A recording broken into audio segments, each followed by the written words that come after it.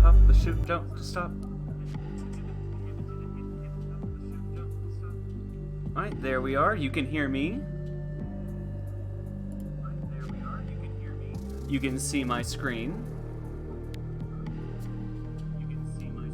Can you see this? Can you hear the spooky music?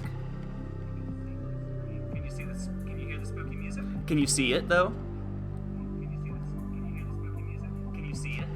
Okay, you can see the spooky music. Good. So what happened last night? Last night, we found Natalie. We fucked Dima. Or, I'm like, Dima's got soft top energy, so if anything, that's what happened.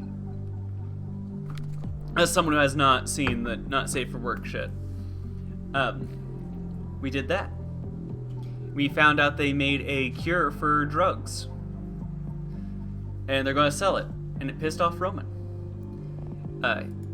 Roman sent a text message to Sasha saying, hey, come to the subway alone. And then Dima snuck behind him, unbeknownst to him. And tonight should be the ending.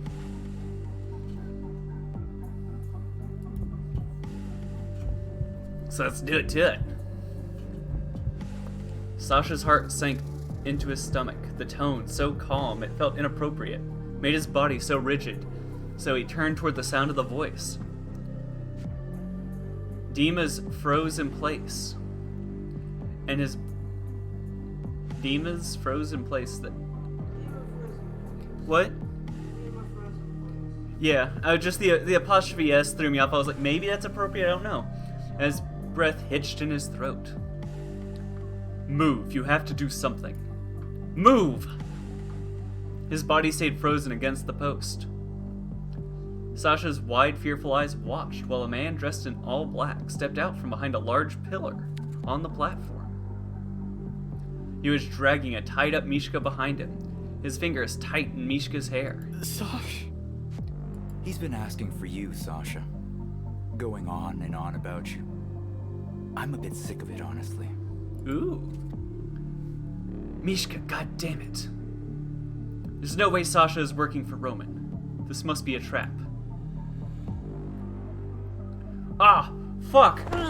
Oh, let's look at that. Look at that. Look at that clump of a person. Like, as terrible as Roman is as a person, I do really like his top. Every time I look at that, I'm like, man, I want that shirt. He's got style. He's got grace. He's got a weird scar on his face. Yeah, oh yeah, it's a trap. It's a trap! The man smiled and thrust his arm forward, throwing Mishka to the floor in front of him. Mishka, unable to move, fell to the tile with a groan. Mishka could barely lift his head up. Sasha's entire body froze. The tips of his fingers felt numb as he stared at his friend's beaten and bloodied body. Mishka? This is my fault. The club. The alley. This is all my fault. I have to move. Sasha and Mishka are in danger. Hesitantly, Sasha stepped forward. His hand reached out towards Mishka. Not another step. Sasha froze, his eyes snapping back up. The longer he stared at the man in front of him, the thinner the air seemed to get. The edges of his vision blurred with intense darkness. The most dangerous man you'll hopefully never meet. Roman. What are you willing to do, Sasha, to save your friend? Roman smiled and turned his head over, inspecting his nails. What can I do? Here's what you're going to do.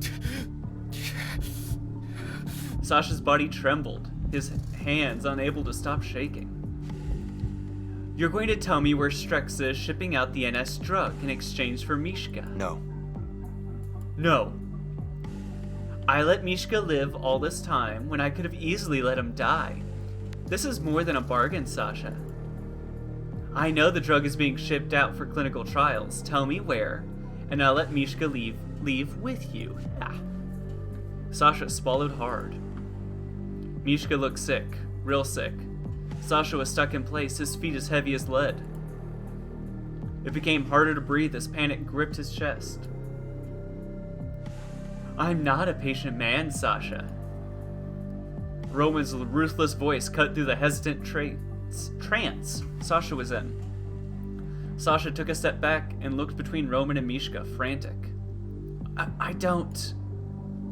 With an exaggerated sigh, Roman reached into his jacket and pulled out a pistol. His face was blank while he turned his hand and aimed the gun at Mishka. I tried to do this the easy way. Roman! Dima's voice echoed through the underground as he walked out from behind his hideout.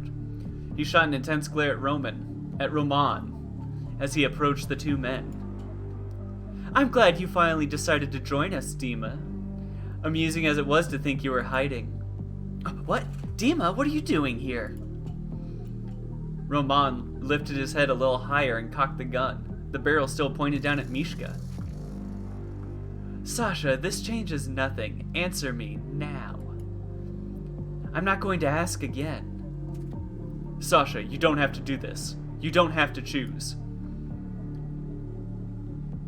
Sasha glanced over at Dima, then back to Roman. His entire body shook. Sasha. Roman, put the gun down. Sasha, don't listen to him. Shut up, Dima. Tell me. Roman! Everyone is counting on that shipment. My friends, the city, everyone. What am I supposed to do? Okay, this is the tricky part. Because I was hoping this choice was going to be tell the truth or lie. Because sadly, Sasha's, a blonde, a dum-dum chimbaroo. You can fuck up here. I know I can fuck up here. If he was smart, he would tell Roman, like, oh, it's gonna be, they're using the trains. They're using this shipping yard here on the west side, like opposite of the coast. That's what I was thinking too. Like, why isn't this idiot just lie? Because Sasha's dumber than shit. I know. If I listen to my gut, Sasha hesitates, tells him, and the place is fucked. If I listen to Dima, I don't tell him Mishka dies, or Dima tells him Mishka lives. Like, I'm gonna listen to the guy who's trying to save the city and cares about human life. See if that fucks me up. The city, everyone's hard work, I can't. The lump in Sasha's throat grew, and he clenched his fingers into tight fists. He shook his head, unable to lift his gaze off the ground. I can't. Sasha turned his head towards Dima, his expression softening. I won't. Roman wordlessly turned the gun toward Mishka. Dima watched in sheer horror as Sasha's body hit the floor in what felt like slow motion. Mishka's body went still and a gradual pool of blood expanded beneath him. Dima fell to his knees, hardly able to find the strength to crawl to Sasha's side. A few short gasps left Sasha as he stared up at the neon lights above the platform. Fear overcame Sasha as darkness crept into his peripheral vision. He couldn't hear anything as Dima approached. He looked towards him. Two more shaky gasps of air and Sasha's body stilled. Look at what you've done. Dima's world was spinning. He felt sick. He grabbed Sasha, felt for a pulse, held his face, pressed his head against his chest, nothing. This is the outcome of your vision, Dima. I told you, our ways lead to ruin, but you never listen. Dima bowed his head, holding into Sasha tightly. His breath was heavy and uneven. This is happening because you strayed from me. What did you fucking expect? Roman waved his hand dismissively and started for the dark stairwell at the mouth of the platform. Riker stood there, blocking the way with his arms crossed in front of him. As Roman approached, Riker moved to the side and nodded. Sir, the car's ready. Without a word, Roman walked up the stairs and disappeared. Dima bowed his head and gripped Sasha's body, his sobs echoing in the underground.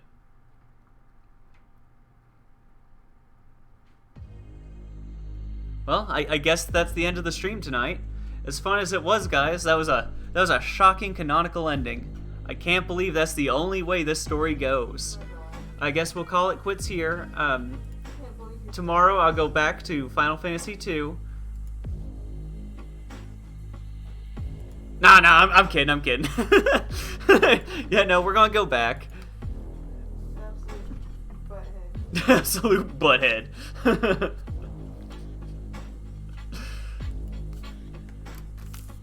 Yes, I want to skip the credits.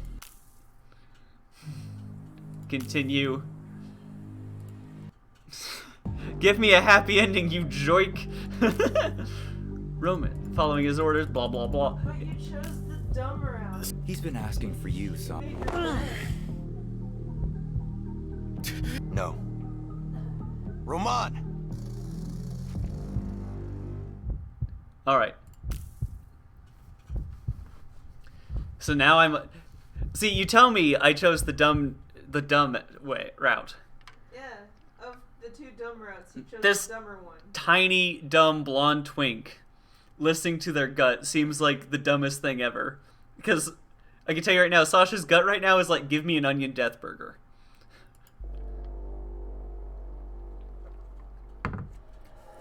It's at the harbor on the north side. The shipment is leaving the harbor tonight on a big boat.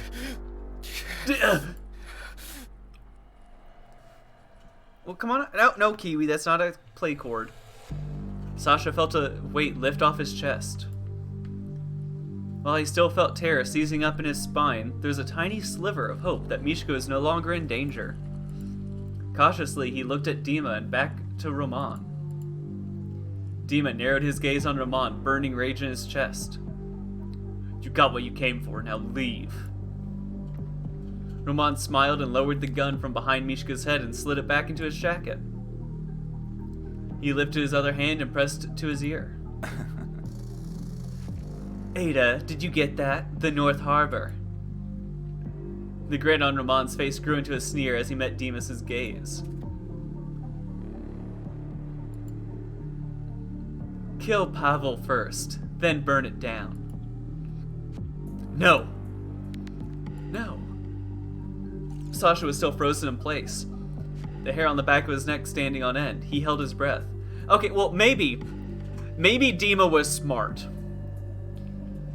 He realized Sasha was dumber than a sack of hammers. A big empty-headed little boyo. And fed him bad information.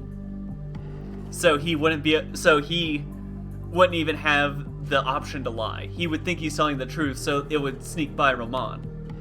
That's what I'm hoping for. This is what happens when you try to challenge me, Dima. Let this be a reminder to you. A stranger in the Alps. Your vision is a dead end. Roman waved his hand dismissively and started for the dark stairwell at the mouth of the platform. Riker stood there, blocking the way with his arms crossed in front of him. As Roman approached, Riker moved to the side and nodded. Roman! Dima called out, spinning abruptly on his heels. He started after Roman, a snarl on his face. Roman continued up the stairs, not once looking back. Roman again. This is kind of repeating what happened after he shot Sasha. That's the only reason why I'm skimming past this part. Without a word, Roman disappeared. As soon as Roman was out of sight, Sasha ran to Mishka's side and dropped to his knees. Frantically, Sasha set to untying his friend. Mishka, open your eyes. Dima.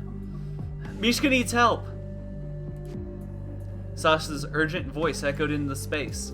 Dima stopped in his tracks, his fists tight to his sides. He gazed up the stairwell where Roman had left. Snarling, he lowered his head.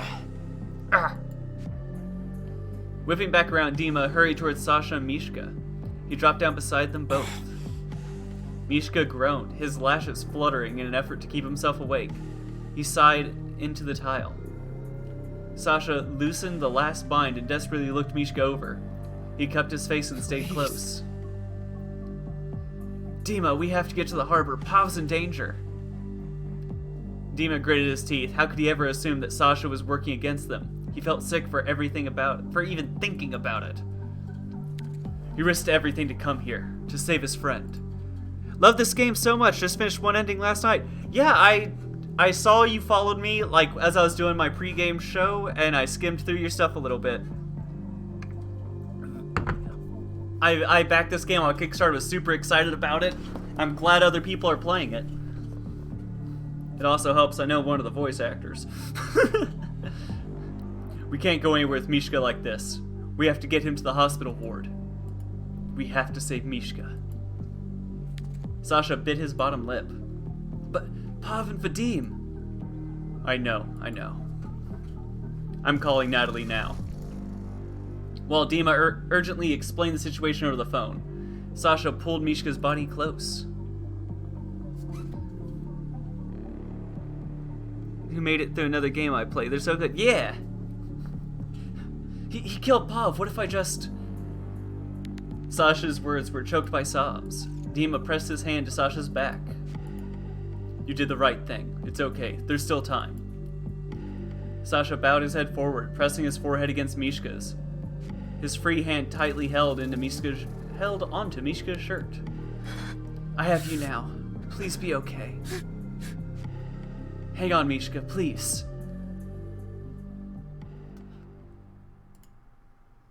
Thank you. Okay, I'm working on the traffic lights now, but red light on your left, cut through that alley there. Cutting off 3 lanes of traffic, Natalie swerved her bike into the alley and careened down the tight space.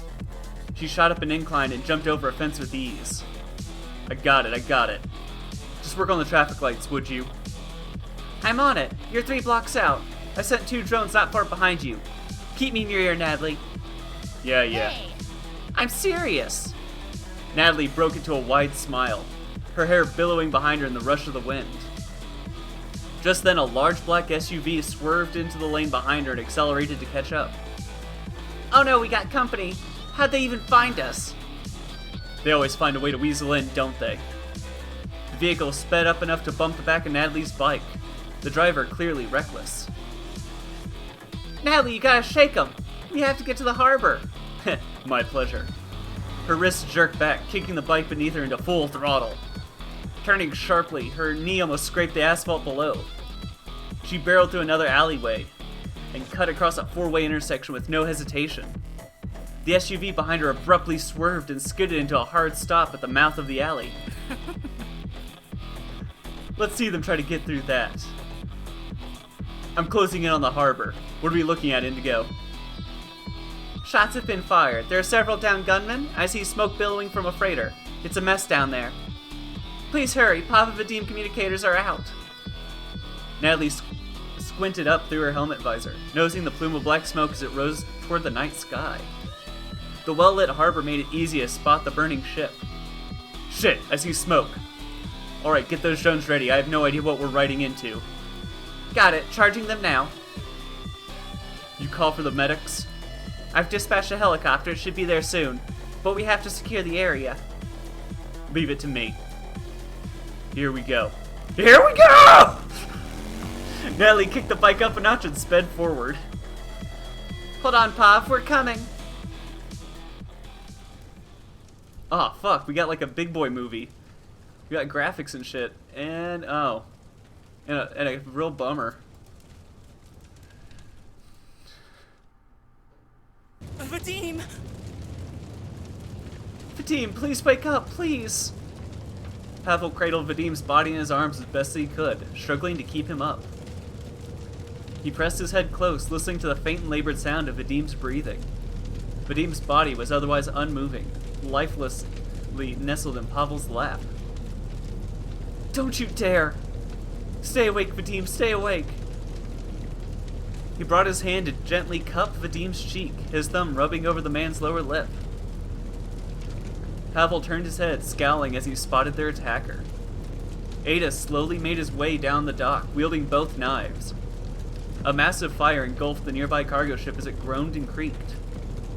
The flames devoured everything, the blaze growing with each passing second. Pavel gently set Vadim's head down against the wood of the dock and brushed a few fingers through his hair. "Don't you worry, I've got you. You protected me. Now it's my turn." His voice was barely above a whisper. Pavel leaned over and pressed a kiss to Vadim's forehead.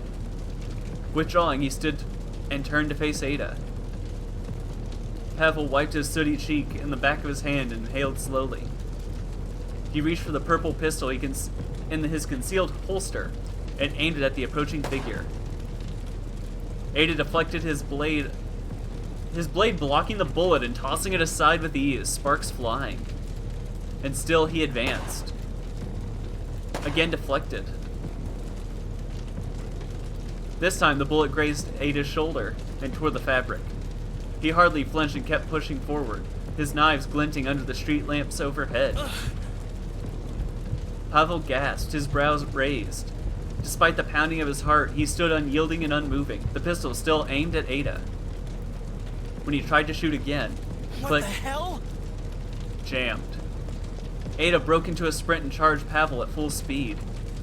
Looking over his shoulder to see how little Doc was behind him, Pavel exhaled, knowing there was nowhere else left to go. He hit the pistol with his palm and squeezed the trigger again. Nothing. Shit! Please don't do this right now, I have to... The roar of a motorcycle approached from behind Ada. The bike raced down the dock, becoming louder and louder until the headlight blinded them both. Natalie? With one sharp turn, the bike cut in front of Ada, stopping him in his tracks. Natalie tumbled off the bike, letting it slide out from under her and crash into the side of the dock. She stood and cracked her neck. Don't even think about it, bitch. Ada rolled his shoulders and readjusted his knives. Oh, is that how it's going to be? With a cocky smile, Natalie adjusted her gloves, sliding a pair of brass knuckles over them. She thrust her fist into her other palm and grinned. Pavel glanced at Vadim, then at the rapidly growing blaze. Natalie, they set the whole thing on fire. We have to move Vadim. We have to get out of here. Pavel tried to loop his arms under Vadim's and lift his torso. He groaned and gasped, unable to hold Vadim up for long. He tried again, only to lose his grip. Tears started to stream down his face and he choked back a sob. Vadim! Natalie stared at Ada, her fist trembling with rage. Natalie, we have to get Pav and Vadim out of here before the fire grows. The helicopter's on its way, but it can't land on the dock. I'm sending a drone to clear a path and cut Ada off. It should buy you enough time to evacuate. Natalie locked eyes with Ada, her intense stare bored into his. The growing anger inside her bubbled to the surface and adrenaline surged through every ounce of her body. She ground her teeth together and flexed her hands into tight fists. You. Ada lowered his gaze to eye her brass knuckles, then looked back up at her face. He watched her for a moment, hesitated. You ruined everything! Natalie, please, I'm running the drones if you don't get out of there. You ruined everything. Ada glared past Natalie, his eyes locked on Pavel. Oh no, you don't. You don't. Your business is with me now! Natalie lunged forward and took a wide swing at him, her brass knuckles meeting his blade with a loud metallic crash. Just as quickly, Ada used his blade to absorb the brunt of her swing, and used his other hand to swipe at her abdomen. Pulling her torso back, she evaded his low swipe easily. This is going to help the people of Sabena!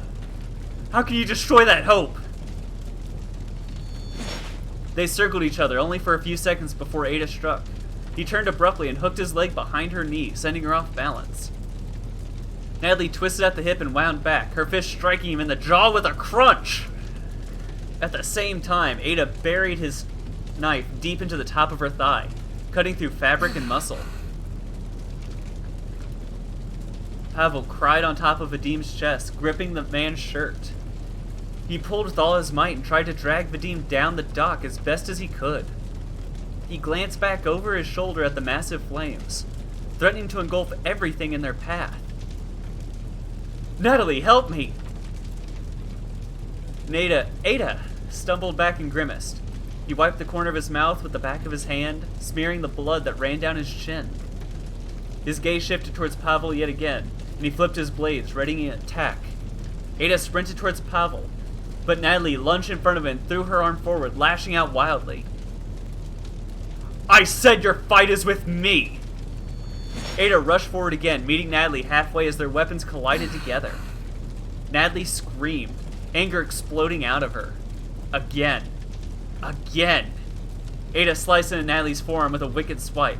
Natalie landed another solid hook with a crack. Both were fast, both were ruthless, neither were going to stop. "I'm firing the drone, Natalie, that's enough!"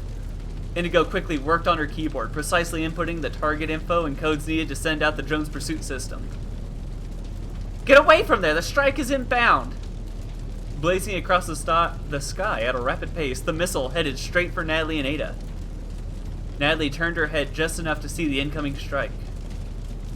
In a split second, she shoved Ada as far from her as she could and turned, bolting down the dock towards Pavel and Vadim. Ada staggered back and squinted up towards the sky, now catching the missile as it headed straight for the pier. The guided missile slammed into the entrance of the dock and exploded. Wood, nail, and steel debris were sent sky high in a geyser of water. Natalie turned her back to the explosion, shielding her head with both arms. The blast knocking her forward, she tumbled to the ground, her earpiece falling out. Scrambling to her feet, Natalie ran to Pavel and Vadim's side. Luckily, they were the furthest from the blast. "I had him, Pav, I had him." Pavel shook his head, staring up at her with wide, uncertain eyes. "What's wrong? What happened to Vadim?" "No." Pavel bowed his head forward, a hiccup sob shaking his upper body. Natalie glanced up at the sky, hearing the whir of chopper blades approaching. "Come on, Pav, we have to get up.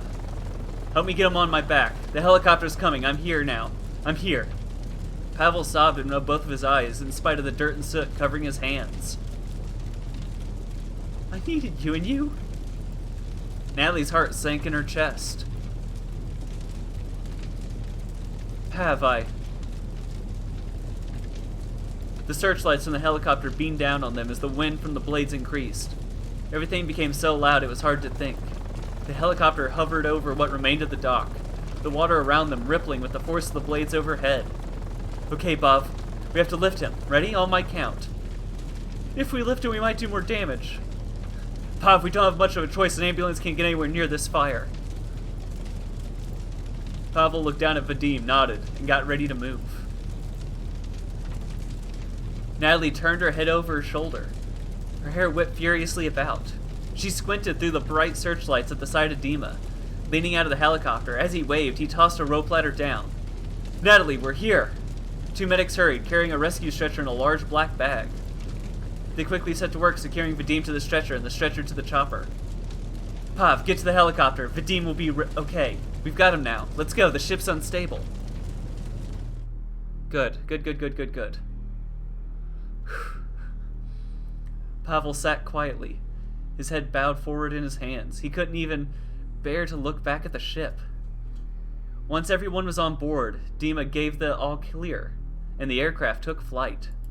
Natalie glanced back at the scene.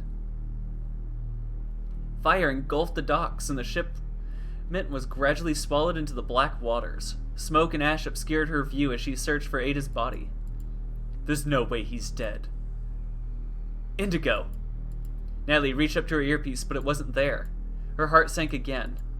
"God damn it." She sighed, her shoulders drooping. Dima set his hand on hers and squeezed. She glared down at his hand. Her throat felt tight, her eyebrows lifted, and her eyes welled up. She tore her gaze away from him and stared out the window, quiet tears streaming down her cheeks.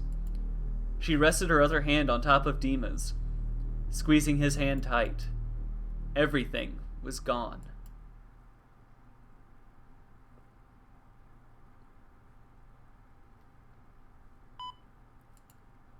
Sasha's hand lay in his lap. His head bowed forward as he watched his finger idly caressing the skin of his knuckles. The room was quiet, with only the occasional machine beeping, interrupting the silence. The curtains had been pulled shut, the room covered in a dismal light. Mishka sat reclined in the bed, his head turned toward the covered window. An IV drip was secured to his arm, but thankfully no other tubes or monitors were attached to him. He said nothing and shifted the hospital blanket over his legs. Despite having not left Mishka's side since they were rescued at the subway, Sasha barely uttered a word to him. There were so many questions he wanted to ask, yet he hesitated. Mishka was here, actually here. He was right in front of him, and yet every time he looked in Mishka's direction, he felt his chest tighten. I hate this. As Sasha scooted his chair a little closer to the hospital bed, he tore his gaze away from his hands and did his best to offer Mishka a smile. So, the cafeteria food here isn't half bad. Sasha intertwined his fingers even tighter. I bet the hospital food is probably better, though. I mean, this place practically looks like a hotel, so the food's gotta be good, right? Sasha. You could have died, Sasha. Mishka's tone was stern and serious as it cut through Sasha's small talk. He continued, staring toward the window, his expression sour. But I didn't... But you could have. You almost did. And again at the subway. Roman could have killed you. No one tell him of the power of Chim. How'd you end up here of all places? I tried so hard to keep you from this place. Are you kidding me? Sasha scoffed, rolling his eyes at the question. Every word irritated him. I didn't ask for this. It's not like I came here because I wanted to. I blacked out in that alley. I was left for dead. Vadim found me and brought me here. If it wasn't for him, Mishka kept his head turned, his bottom lip trembling with the effort of not breaking down further. You don't understand. This wasn't supposed to happen. Anger crept up Sasha's throat and gripped him as though he was being choked. He curled his fingers into fists, clenching his teeth. Ugh. You're right, I don't understand. Sasha stood abruptly from his chair, almost knocking it over in the process. I don't understand how you could have kept all this from me for so long. I don't get why you're so upset that I tried to save you. I don't get why you're so angry, and I don't understand why you're mad at me. His heart was racing. If you don't want me there, if you don't want me to come help you, you shouldn't have called me in that alley. The air conditioner nearby kicked on, a soft hum filling the silence between them. Sasha flopped back down into the chair. Mishka gripped the blanket hard and pulled a fistful into each hand. His throat tensed, and his teeth grit together behind his tight lips. I thought, I'm so selfish. I thought I was going to die. His hands trembled. Thought it would be the last time I just wanted to see you. So selfish. The entire time I was in that cell, all I could think about, all I could focus on, was how I can't live without you. Sasha felt his stomach twist up in knots. Sasha. If you had died, if you were hurt, if I could no longer see you, be near you, or see you smile, then I didn't want to live.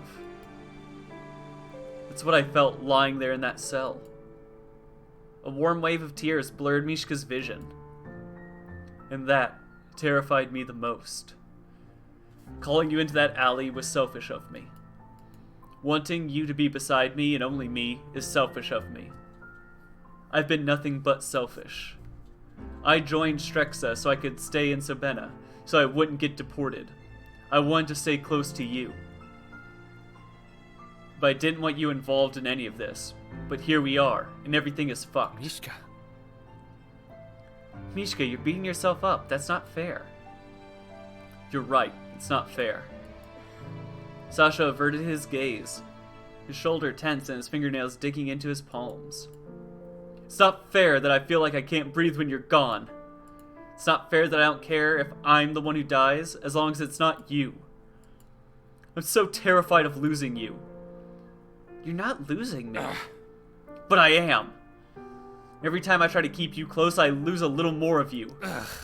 Because you have all these expectations about us, and I can't meet them. You keep getting hurt over things we never agreed on. Things you want from me that I never said I'd give. Why let me have those things then? Why do you sleep with me?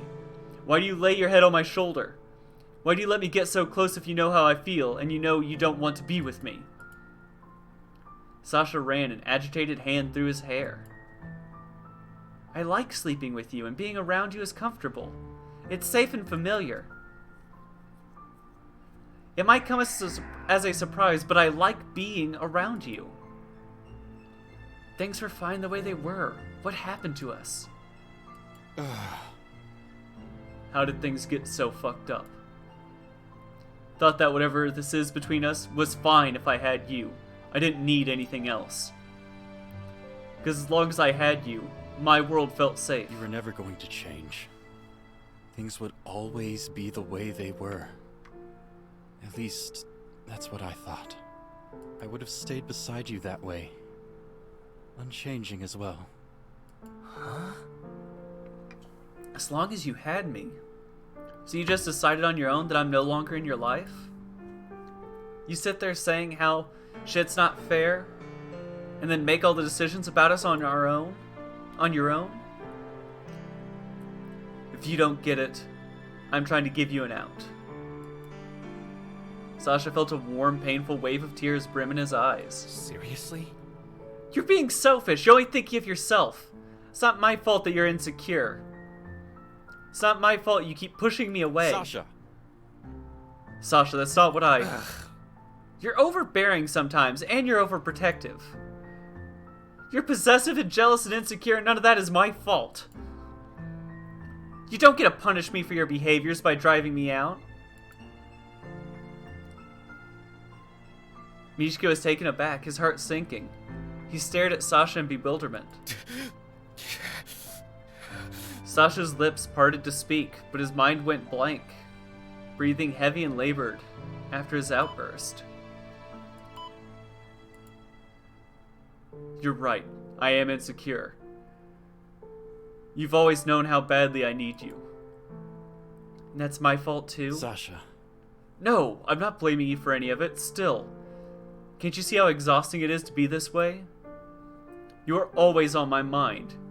Who you're with, where you are, and if you're okay. Sasha jumped when Mishka raised his voice. His fingers felt numb and prickled from how hard he'd been squeezing them. It's not about you, Sasha. It's about how much I rely on you. That is not okay. It's me. I'm not okay, and I can't live like this. It's not fair to me. It's not fair to you. Whether or not you ever return my feelings for you. Sasha bit the inside of his cheek and stared down at the tile floor. I need to learn how to be okay without you. Sasha didn't know what to say. He didn't know what Mishka wanted to hear. Mishka raised his palm to each eye and wiped at them, smearing his tears across his face. Sasha. Say something, please. Ah, jeez Louise! No, I don't want to quit, I want to save.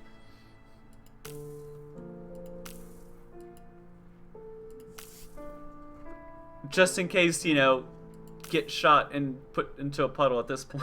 Because you're bad at making decisions. I got a good end all on my own. Didn't even have to do them. I'm going to get a good end. Just because I got one bad end. That means I collected twice the endings you got. I'm better. Partner's talking lit behind me. I don't know what to say. Sasha kept gazing at the floor, his heart ached. Still, the words wouldn't form and nothing further was said. Mishka shook his head and laid back into the hospital bed, turning his gaze towards the window again. Never mind then. Sasha's body tensed up, his entire being, fighting the feeling of wanting to run out of the room right then and there. How could Mishka just give up? So... Is that it then? He managed to mumble out, his eyes burning. Seriously? Is that it? We're just not friends anymore? Mishka sighed, but otherwise said nothing. I hate this. Mishka's fingers twitched and silent tears started to roll down his cheeks. I need some time alone. Without so much as a goodbye, Sasha headed for the door. He only hesitated when he heard muffled voices coming from the hallway. He glanced over his shoulder towards Mishka, who continued staring out the window. I don't know what to do. How can we fix this? Can this even be fixed? Letting his bangs fall over his eyes, Sasha shoved the door open and stepped out of the hospital room into the hall. I almost had him. I was this close. I could have taken Ada down and this would have been the end of this whole shit show. Natalie's heels echoed as she stormed through the hall. Her jewelry chimed as Indigo grabbed her by the arm, bringing her to a halt. Hey. Yeah, and you could have died too. I know, because I could see it all happening. Natalie's nose scrunched, snarling at being held back. Anger spiked within her. That you could see what he did to Vadim, yeah? He's in critical condition. Our Vadim. He could have died. Indigo started to shake with frustration, doing everything she could to handle the mix of emotions threatening to overwhelm her. I know better than anyone else what it feels like to powerlessly watch while someone you care about dies. It takes so much strength for me to wake up every day wondering if I'm going to lose someone else. I could have prevented. Hey! I'm not finished talking. Indigo's voice grew louder than Natalie had thought possible, causing her to bite her back her words and stare. Ooh. Sorry, I don't want to watch you die. I refuse to watch. Her voice shook with sobs. Watch that happen again. Natalie's stomach twisted at the sight of Indigo's tears. Tears she knew she caused. Listen. You should have more faith in me. I was capable of stopping Ada on that dock. How? How am I supposed to have faith in you when you blatantly ignore me in your earpiece? All you needed to do was get Pavel and Vadim out. I had it from there. I called you several times. It was like you couldn't hear me. You were so wrapped up in your rage and pride that no amount of begging would have broken through to you. That's not okay. I don't want to feel like a spectator in your life. Have faith in me. Have faith that I also know what I'm doing, and that I could and did get Vadim here safely. Indigo pulled her sleeves over her palm before using it to wipe her tears. Glittering eyeshadows smudged over the fabric. Tonight you weren't thinking of saving Vadim. You just wanted to avenge him. I did what I had to do so you'd both make it home. All I do is hurt her. Natalie looked away, and the weight in her chest only grew heavier. Indigo, you're right, and I'm sorry.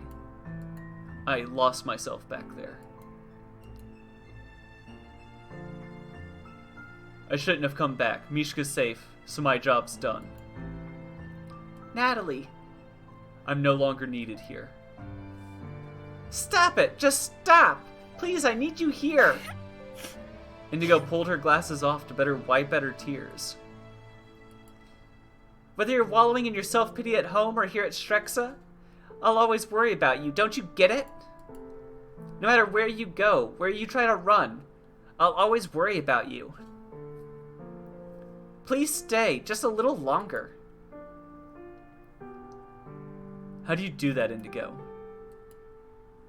You inspire me to do better, to be better. You always bring out the best in me and remind me that my best is in there somewhere. That's what love does, silly. Natalie's lips parted to speak, though the words dissolved when she looked past Indigo to see Dima walking up the hall. Suddenly, the irritation in her began to rise once more. It's because if you combine their outfits together, you'd have like one full shirt.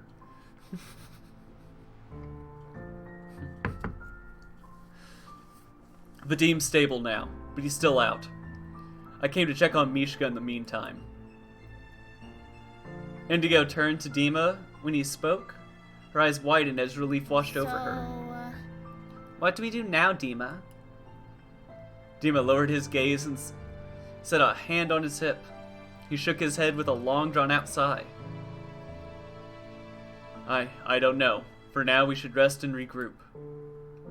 Indigo's shoulders sank, her hands playing at the hem of her skirt. Right. Do you know where Pav is?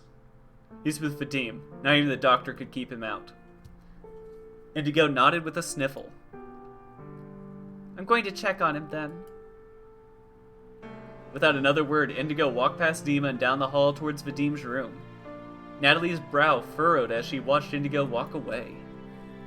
She turned her attention towards Dima, her hands on her hips. Hey. Same shit, different day. Aren't you tired of this? You know that was out of my control. Was it? Was it out of your control when Strexa mass-produced highly addictive drugs to disperse across the city? You know how hard I've been working on my own recovery, let alone how hard I'm trying to keep the city from falling apart. Yet somehow releasing that drug was out of your control? This entire mess obviously has nothing to do with your history with Roman, right? Is that also out of your control? The bite of her words sank into Dima's heart, and yet he couldn't say anything to object. She's right. I'm going to make things right. I've heard this spiel before, Dima. Your word means nothing if you don't make any changes. I will, because I can't lose anyone else. I won't. I'm done. It's a shame you're feeling this now, you know, after Mishka was taken, and after Roman decided to light up the entire pier. No, that was my fault. Both Dima and Natalie turned to the door Sasha just stepped out of. Natalie stared, her body tense. I told Roman about the pier. The operation was secure and I blew it wide open. By saving Mishka's life, I put several others in danger. Sasha met Natalie's stern gaze. It's my fault and I can't apologize enough.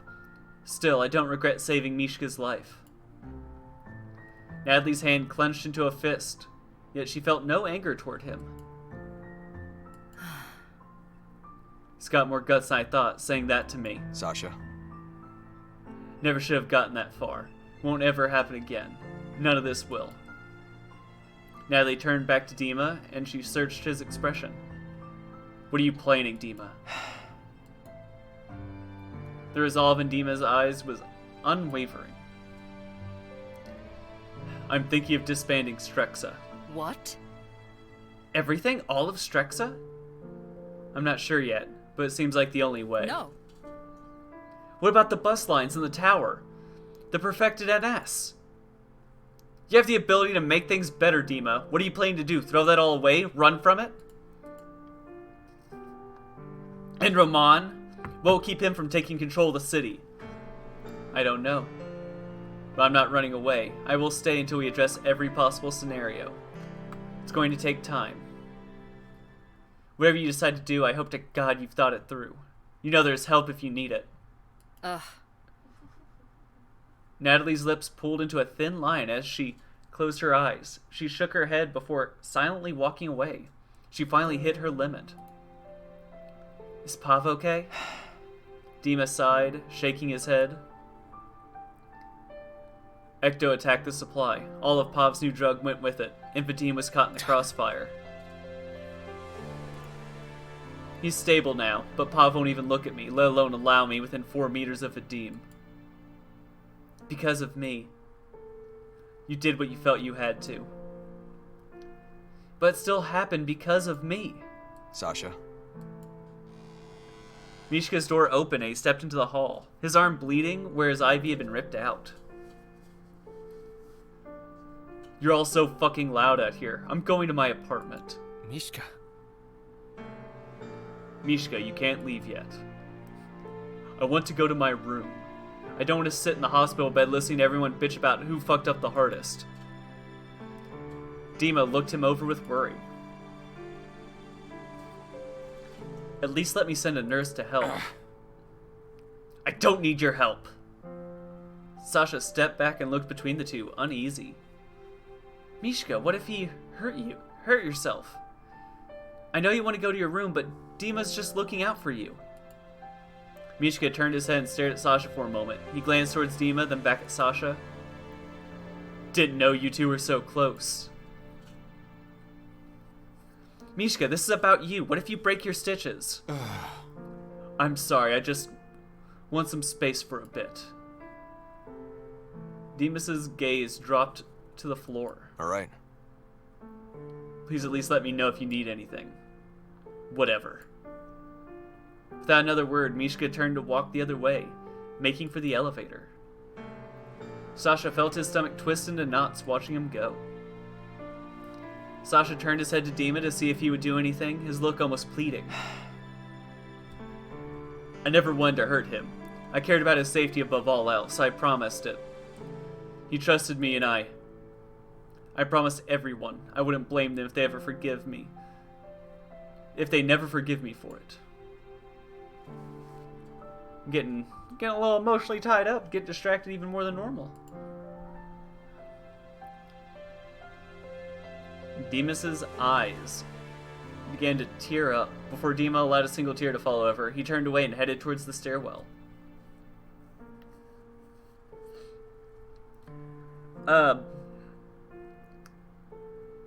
If we hurry, we might be able to do more than what I'm doing, more endings tonight. So let's go chase after Dima. Wow. Dima, wait. Didn't even make a save. I'm assuming. Okay, the way. Here's some inside baseball. My partner's been chittering in my ear constantly about this point system. It's in this game. About, like, you have point levels with Dima, with Mishka, and there are 4 endings. We're doing I'm trying to go for Dima shit. If we have time after this, whenever in the hospital room with Mishka, we'll tell him we can work this out. Give him a hospital bed handy. Flip through this conversation outside here a little bit. If nothing's changed, skip ahead. Then chase after Mishka. Dima paid no mind and hurried through the corridor, his steps echoing while he climbed to the first flight of stairs. I said wait!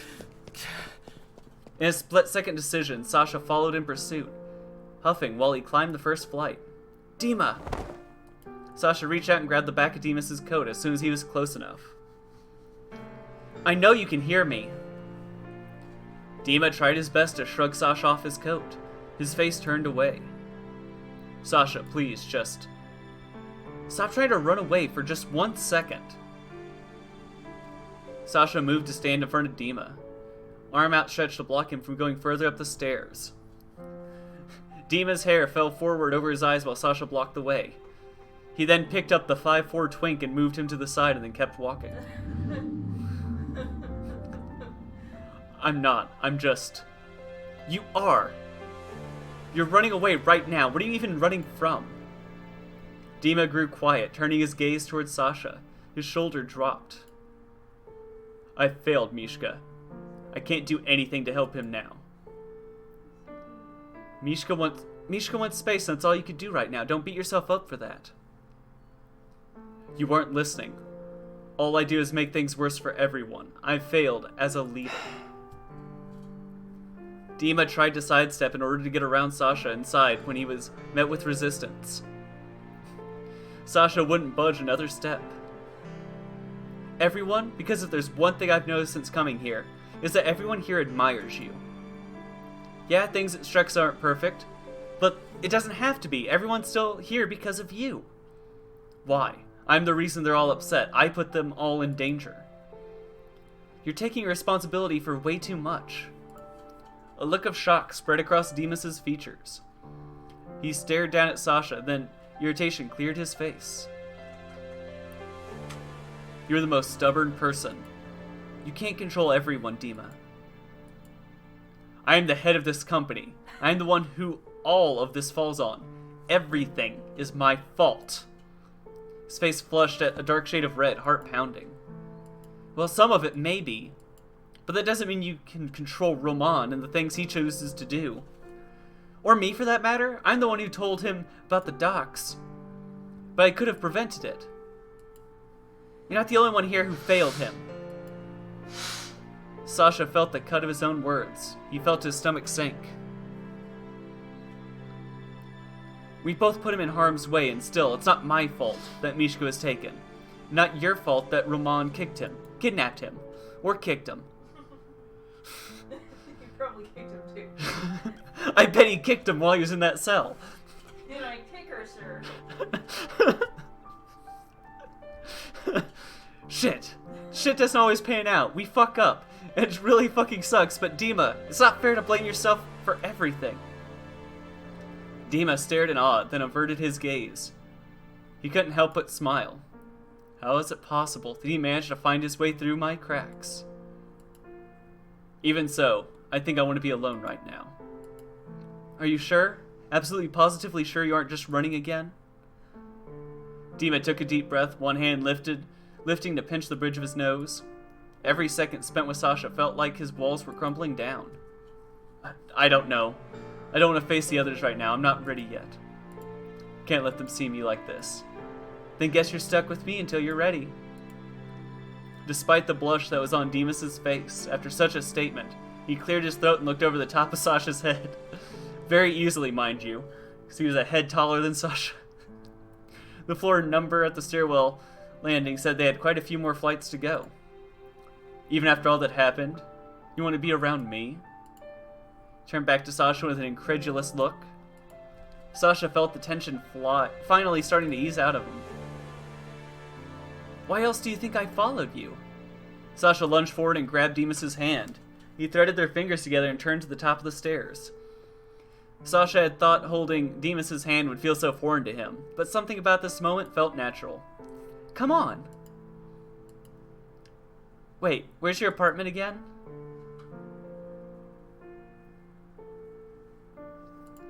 Hand in hand, the two entered Demas's apartment, greeted by its clean scent and modern vibe. The walk into Demas's place had been a quiet one. Sasha turned to look at Dima, but before he had a chance to say anything, the man had already started towards the kitchen. Rummaging through various pots and pans, Dima began to set a few items on the kitchen island. I know you haven't eaten in a while, unless you ate some at the hospital food. I can find something to whip up, I'm sure. Sasha rushed over, closing the cabinet Dima had opened moments before. Can you not go 10 minutes without doing something? What? It's impossible to go 10 minutes without doing anything. I know this is a fact. No human being can do nothing for that long. And then there's me who's been sick all week, who's been sleeping all day every day. Yeah, you're recovering is what you're doing because you're sick. That's a thing you're doing. What? I don't understand. If you're hungry, I can... You don't have to do that. When I'm hungry, I'll figure it out. Taking Demas's wrist, Sasha guided him out of the kitchen. Sit down before you try to do anything else. Dima didn't have the energy to fight Sasha, not right now. He followed the shorter man to the couch, where he sat down with a flop. Alright. Sasha sat next to him, letting out a huff as he sank into the cushion. When he looked over towards Dima, Dima looked away. Sasha frowned and readjusted on the couch, Play video games. turning towards Dima. So, Dima tensed, his body rigid and his shoulders close to ears. Are you gonna tell me what this is all about? Dima let out a long sigh, his body deflating. It's complicated. There's clearly history here, and I feel like I deserve to know since I'm part of this now. You're right, you do. Sasha sat up and gave Dima his full attention. So then what happened? Ooh, look at that. I like this art. Roman and I met at a party. Hearing that name sent a chill up Sasha's spine. We had similar upbringings, so our families ended up knowing each other well. We were always roped into into their social events. Sasha stared down at his open palms resting in his lap. At that age, I didn't have many friends, if any at all. Anyone I came in contact with had to be approved of by my parents, and their expectations were so high it hardly ever worked out. His fingers curled and flexed slowly. Everything I wanted had to be earned. My parents made sure of that, and just like they wanted, I did what I was told. And then he came along. He was alluring, charming, and jarring at first. He was unlike anyone I'd met before. I always tried not to stand out. But Rahman, he was the first person who noticed that wasn't who I was. He wanted to see me, at least he made it feel that way. Leaning his head back, Dima closed his eyes and sank further into the couch. He said we could shape Sobena into anything we wanted. That we could take what our parents had started and make it our own, do it right. We could transform this city and we could do it together. So we created Strexa. We started out small, trained a lot, prepared ourselves for the lofty task we had given ourselves. We built an entire empire, but Sasha crept his hand towards Dima's, hesitating at first, but then wrapped his fingers around the other man's. He squeezed. I still felt there was something missing. The people. I wanted to share a vision with the people of Sabena. Never thought for a second that wasn't what Roman wanted. Without realizing it, something had changed in us, in me. We were supposed to be doing this together, but Dima's other hand firmly gripped his prosthesis. We were pulling away from each other, and I tried to hold on. Dima's eyes welled up. Slow currents of tears ran down to the corners of his eyes. With his head tilted, they streamed down to his jaw and dropped off. And now he resents me. Sasha exhaled and squeezed Dima's hand tighter. And you? Dima angled his head towards Sasha with a questioning look. What about you? I miss him. The person who I met at the party, the one who made me feel like I could do anything and be anyone, I miss him. But that person is long gone now. Even after everything that happened between us, with all my contempt, it's still hard to let him go. My hesitation has caused so much grief for Strexa and others.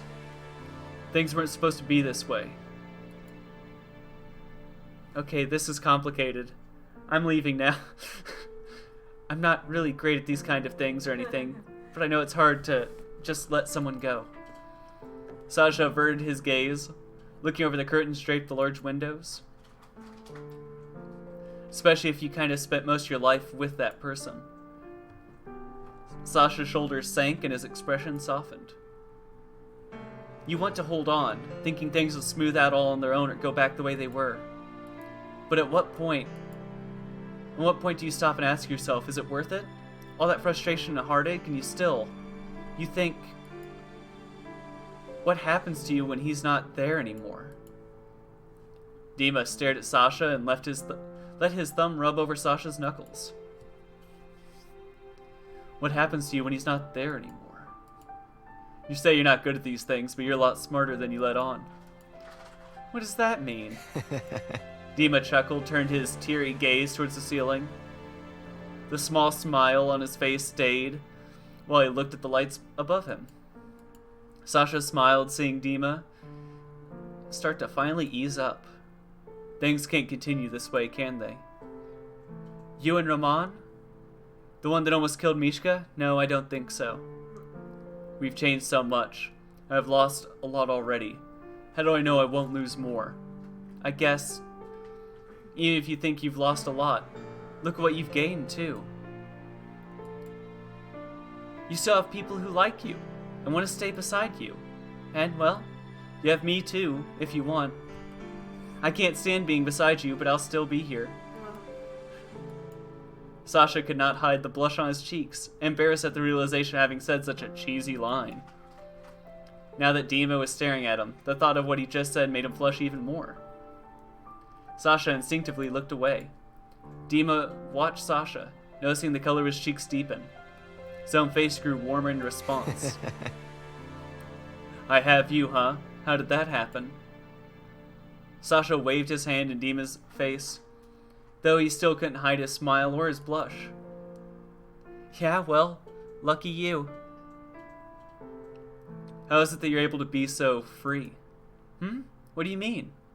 You just say whatever you want, feel whatever you want, do whatever you want to do. Ever since you came here, you've completely done your own thing. I don't know. I can't imagine a life where I don't get to do what I feel like doing. That sounds suffocating. Tell me about it. Though Dima hesitated, he lifted his hands and brushed some of Sasha's bangs from his brow. Just seems so terrifying. How do you know you'll be okay, or that you'll do the right thing? I don't know that. I just know how I feel now. That's enough for me. Their faces were so close. So, how do you feel right now? Dima's heart pounded in his chest as he watched Sasha close the distance between them. He pressed his forehead to Sasha's and shut his eyes. I just know how I feel now. I feel like I want you. Demas's hold slipped into the back of Sasha's neck and guided him near, their lips almost grazed. Sasha noticed Dima's hesitation. Seizing the chance, he pressed his lip to Dima's. Sasha's heart hammered away and his stomach fluttered at the feeling. He pushed close, his hand sliding over Demas's chest and settling there. Sasha's lips were so soft. Dima had a hard time pulling away. He gasped once for air before crashing back into the touch. Sasha groaned against Dima and slid his hand further down Dima's front. The heat of desire lighting his thighs up. Dima reached for Sasha's wrists and gripped, pulling them up and away. Wait, not like this. Sasha's confusion fell from him in a sputter of mumbles. Huh? I want you in my bed. Sasha's face could not have gotten any redder than it was now. Seriously? It feels, I don't know, so formal. Dima chuckled at Sasha's confusion, his fingers rubbing over the shorter hair on Sasha's neck. There was something weird about that. Sasha was growing weak from Demas's voice being so close. I'm blushing. Everyone's blushing. What is it about this man? I haven't seen any of this. He bit his bottom lip and wound his arms around Demas's neck, There's not even anything to hugging blush tight. about. They're holding hands. You're playing the safer work version. There's nothing to blush about. Some of us get emotionally attached to characters, Oh, Mink. I get emotionally attached. Obviously. Partner sitting behind me. You ain't seen him. Fuck, it don't matter. That's how Minka sounds. Somehow he had struggling to look him in the eye without flustering Sasha further. Exactly, Jelly's emotionally attached. Get it together. I'm not as emotionally attached. Fine, if to that's what you Dima. want. Dima wrapped his arms around Sasha and hoisted them both up off the couch in a way that seemed effortless. Whoa. Sasha's legs folded around Demas's middle as he carried him down the hall towards the bedroom. A laugh slipped out of Sasha. It was more than simply feeling turned on. He felt at ease. Sasha sighed and let the afterglow wash over him. He settled in Demas's hold and nodded faintly. Okay, carry me. Are you serious? Yep, carry All right. me. Alright then. You'll lay with me in bed? Sasha brought his hand up to Demas's face and covered it. He even pushed his head away with a scoff. Well, yeah, I wasn't going to leave or anything. Dima only laughed and scooped Sasha up, starting for the bathroom. You are insanely cute, you know. I know.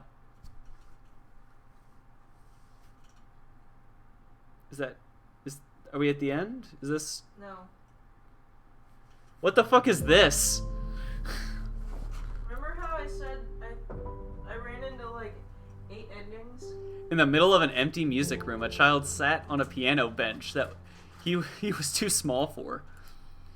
His fingers flew across the keys with expertise, an almost bored expression on his face when he played. He was on complete autopilot and almost missed the approaching figure now standing near. You're really good for someone with no audience. You should be playing out there. Dima looked up and flushed, removing his hands from the keys and hiding them in his lap. It's just Bach. And besides, my mom says I shouldn't draw attention to myself. There's music playing out there already anyway. Roman drew near and rested his elbow on the baby grand, leaning into his hand and squishing his cheek. Yeah, well, your playing sounds much more interesting than the music out there. I guess I'm your audience now. Dima glanced back at the keys and with a small smile. Why'd you come back here anyway? I'm not really a party person. Roman laughed and stood upright. Really? Your family is always at these things, it seems. Mine too. But honestly, these parties are so boring. Yeah, a little. My parents enjoy them. But they always stay too long. Yeah, parents are like that. Roman eyed Dima and scooched a little closer. He reached down towards the keys and pressed a flat note. So are you going to tell me your name? Dima turned his head towards Roman and nodded. Oh, sorry, it's... Dimitri. Dima's attention was divided as he scoured the small tray of hors d'oeuvre. Yeah, of horse devourers. And selected one. He popped it into his mouth and turned towards Roman. What is it? Remember how you said the city needed stronger leadership and direction? How unfortunate it was that someone more adept wasn't in that power? Well, yeah, I stand by it. The city really needs more aggressive approach to progress. Infrastructure, public transport, there could be a subway system built. Well, why are we talking about this right now? Enjoy the banquet. Dimitri, think about it though. We have those means. Alright, how much champagne have you had? We have money, connections, and knowledge. We were born into this society. We have the means to change things. We spend our entire lives being prepped for greatness. Dima eyed Roman, skeptical at first, but it washed slowly away with every word. Roman spoke. Really? What do you imagine we would be doing with our lives otherwise? Hey. I mean, sure. I want those changes as much as the next person, but I don't think I'm cut out for running an entire city. Roman shook his head, grabbed Demas's arm, squeezing it while he looked confidently into Demas's eyes. You don't have to be. I'll show you just how capable you are. We'll elevate Sobenya together, the two of us. Oh, we don't get a glitch for that one? The door shut behind Dima as he walked out of the conference room, frustration reading over his face. He often turned to Roman, who was pacing in the hall. This is too much for us, Roman. These delegates don't understand what our mission is. We're in over our heads here. If you had more people on our side, maybe. Would you quit worrying? I told you I'm capable of handling these politicians. We just have to find their weak point. Roman, we need more people.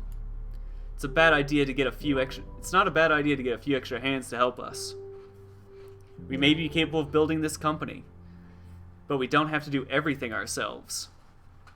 We can get workers, bolster the workforce, that we will appeal to these investors. Roman tore his gaze away and furrowed his brow, his hand rubbing at his temple. Fine, I'll start looking for agents to work the smaller jobs. We'll push ourselves up the ladder and make the executive decisions. I can spread our reach further through the district and push Strexa's goal ahead of schedule. Then we'll have to commit to the bill. But we'll do it together, right? Roman scoffed and waved his hand dismissively towards Dima. Obviously, as if anyone could do what we do. All right. Okay, let's do it. Workers passed by the halls, their chatter and the remnants of laughter echoing through the building. A chipper worker waved to Dima as he passed by. Hey. Hey, Dima. Good morning. Dima lifted a hand and touched the small stud in his ear. He rotated it idly, while he headed down the hall towards Roman. When he spotted Roman, Dima's pace quickened. He grinned as he approached his friend. Well, the initiative seems to be working well. We've got 2 new people in IT that are really good at what they do. Though that means we'll probably have to look into a cafeteria, or at least a coffee shop at some point. Ramon stared at Demas's earring, then looked down at his phone in hand. What's that in your ear? Dima blinked and lifted his hand to touch his earlobe again. Oh, this? Rosario and Intel thought it would suit me, so I got it done last night. It's a little sore, honestly, but I think it looks good. Ramon pocketed his phone and beckoned Dima. The two turned and headed down the hall. Dima, don't let these people distract you from what's important. Our vision comes before everything else.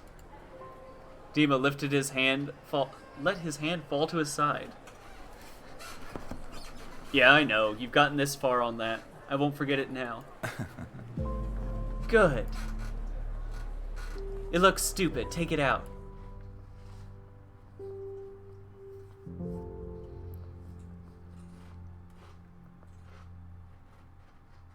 Dima pressed his arm to the brick wall of the alley to steady himself, his breath heavy and labored.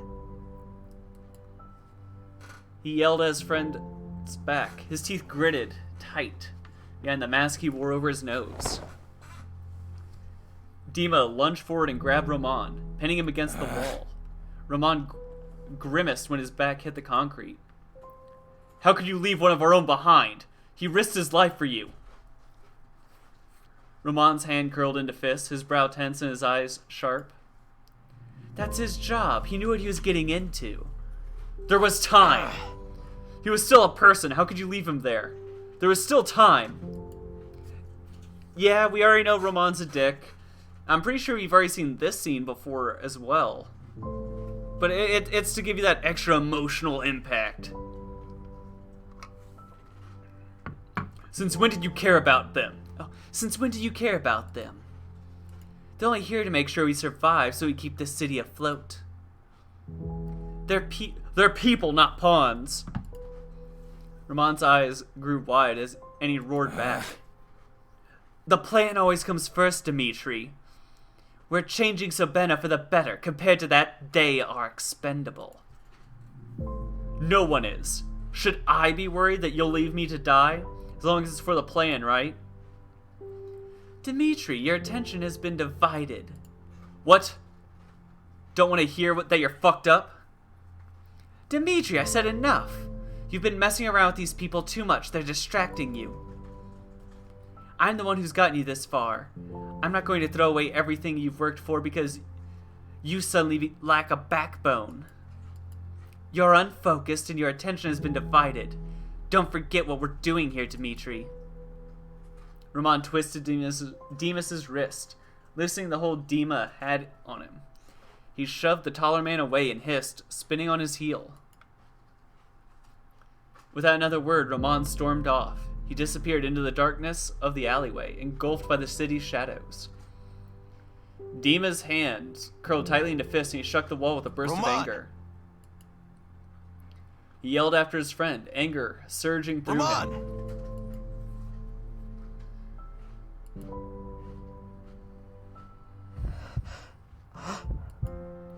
With a gasp, Dima sat upright in bed. The blankets pulled around his waist were drenched in a sheen of sweat.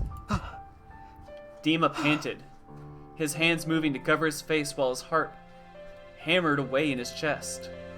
He gripped at his face and tried to calm himself.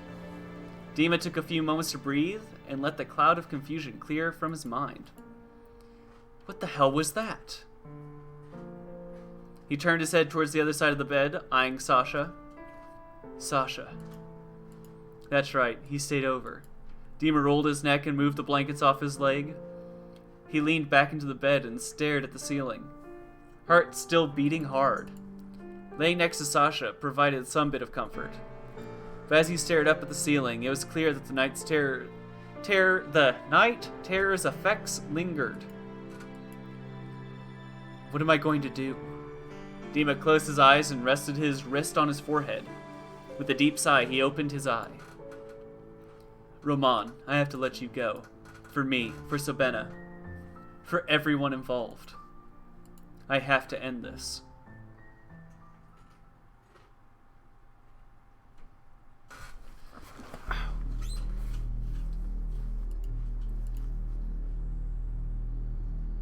The morning light crept into the dark bedroom, slipping in between the narrow gap of the curtains. Despite the comforts of his large bed and soft sheets, Dima had been awake all night. He lay staring at the ceiling with a half-lidded gaze, his chest heaving a tired exhale. He eased himself onto his elbows and turned his head. His gaze landed on the body next to him. Sasha seemed peaceful, sleeping like a log and hugging his pillow close. Dima smiled and brushed green strands from Sasha's forehead. Remnants of Dima's nightmare stayed embedded in his mind. Flashing before him, he grimaced, while his hands recoiled from Sasha's face. I'll show you just how capable you are. We'll elevate Sabena together, the two of us. Your word means nothing if you don't make any changes. Dima took a deep breath and rubbed his face with a quiet groan. He reached for the liner resting on the nightstand and began to fix it over his residual leg. The sleek, highly advanced prosthesis hissed as it locked into place, secure and stable. Dima glanced down and flexed his foot. The man squinted in the dim light and looked back at the nightstand. He patted the surface and searched for his phone, missing it the first time. When he found it, Dima carefully slipped out of bed. As to not wake Sasha, he left the kitchen. 3, 4, 5. Dima sat at his kitchen island. His hand held his head up, and his blinks were slow. His thumb ran on the smooth surface of the smartphone. You still have people who like you, who want to stay beside you, and you'll have me too if you want. Will I ever be ready for this? Staring down at the phone, he began dialing a number, his thumb hovering over the call button. One of them had to have changed their phone numbers. Suspension of disbelief gone.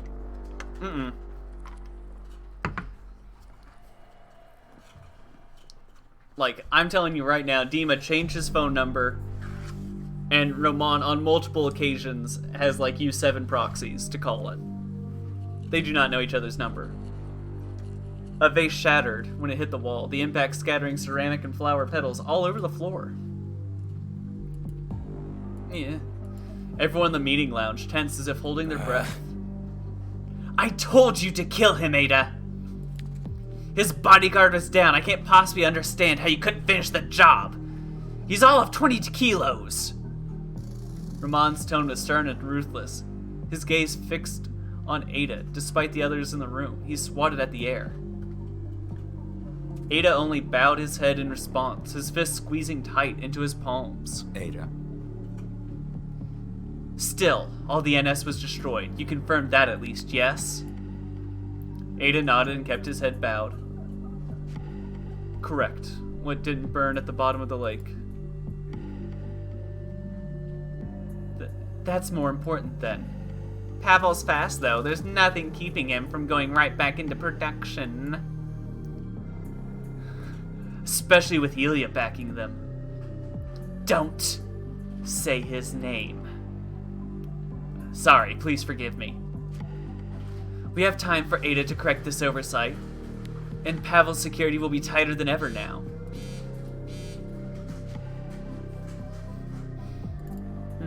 Muffled tone rang from Ramon's breast pocket. His eyebrow raised as he pulled the phone out, checking the number. The tension on his face immediately melted away and was replaced by a thin smirk. Oh. Huh? Emerson and Riker exchanged looks, then turned back to Roman. Without bothering to step out of earshot, Roman answered the call, holding the phone to his ear. Are you calling to thank me for the gift I left you at the docks, Dimitri?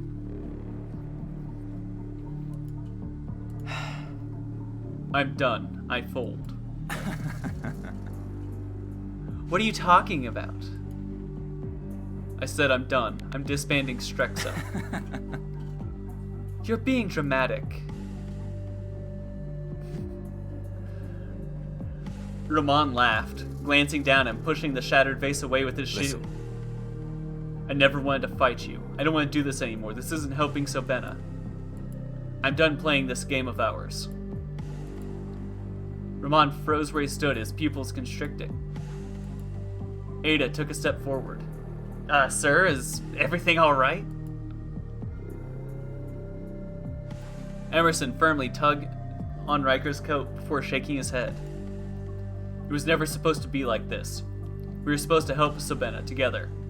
But now we're just hurting people. I'm done. No, you're not!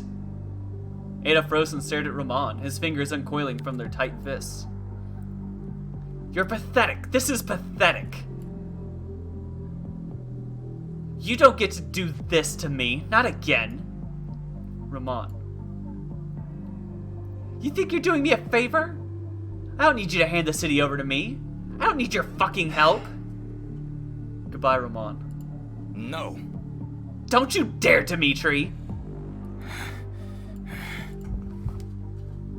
Roman's skin was flush as he gripped his phone tight, his heart pounding in his ears.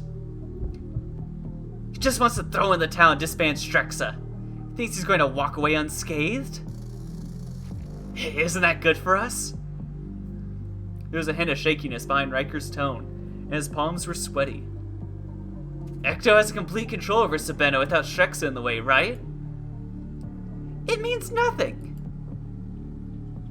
In one quick motion, Roman kicked the side table over and sent the magazines that were on top of it flying. A loud clatter resonated across the room. We didn't beat Strexa, he just gave up. It means nothing. This proves nothing. He's running away again. It's all he ever does. Roman dropped his phone to the ground, his hands grabbing for his own head as he paced back and forth. His fingers threaded into light curls and gripped. No, I'm not allowing this. I won't. Everyone else in the meeting watched tentatively, no one daring to speak up as they exchanged apprehensive looks, all but Ada, whose unwavering gaze stayed fixated on Roman. Then suddenly Roman froze. His hands lowered from his head, though his fingers still curled inward. We won't give them a chance to disband. We're taking the city back now while they're weak.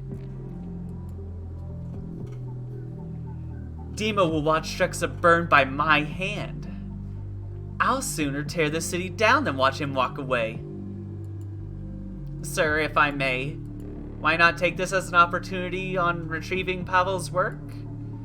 Wouldn't it be more beneficial for us to be the ones to produce the finalized NS? You see, I shoot my own men. The entire room jumped and ducked to cover their heads. The chemist dropped to his knees and gripped his shoulders in agony. Blood quickly stained the pale lab coat like a blossoming rose. Roman's shark-like glare bore down on Emerson as he let his arm fall to his side, gun still in hand. Anyone else want to question my decisions? Does anyone else think I don't know what's best for my own damn company? The silence was disrupted by Emerson's shaky grasp as he desperately used his hand to apply pressure to the bullet wound on his shoulder. Please, Roman, I apologize, I'm sorry. Click.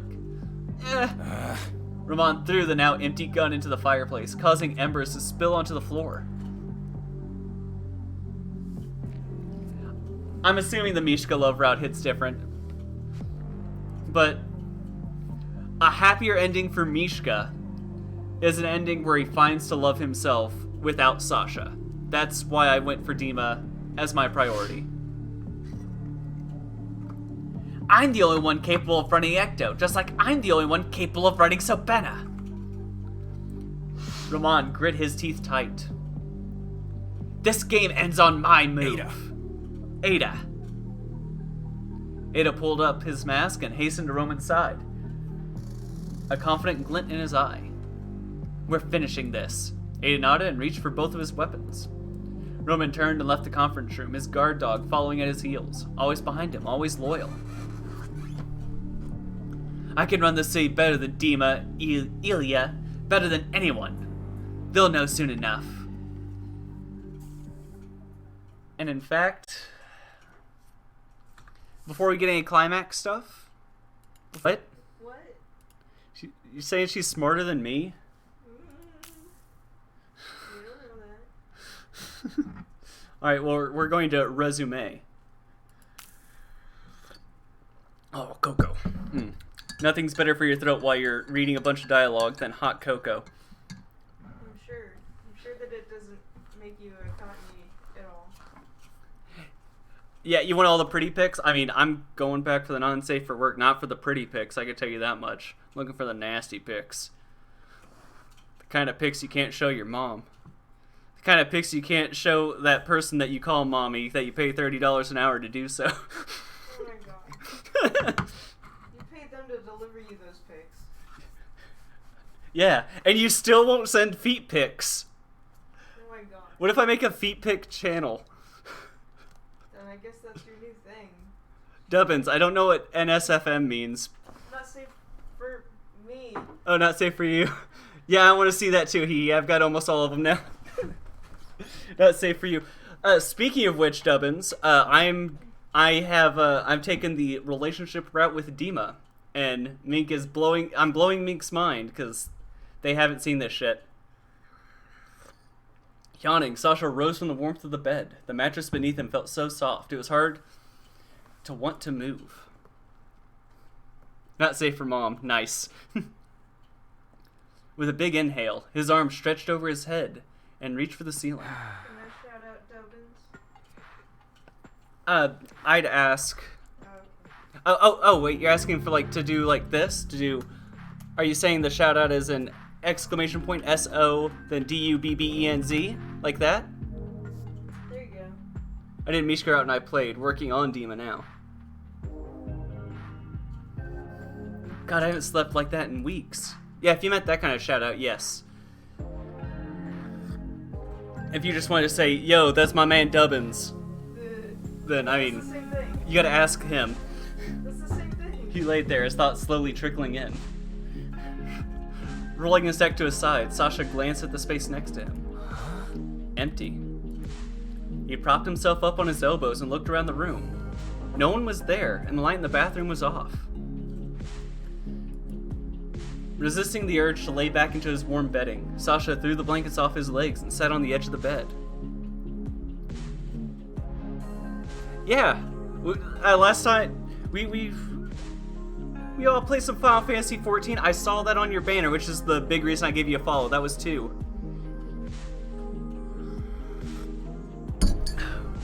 I mean, Will, I think, is still in A Realm Reborn, and I'm still doing post-game Stormblood, but yeah.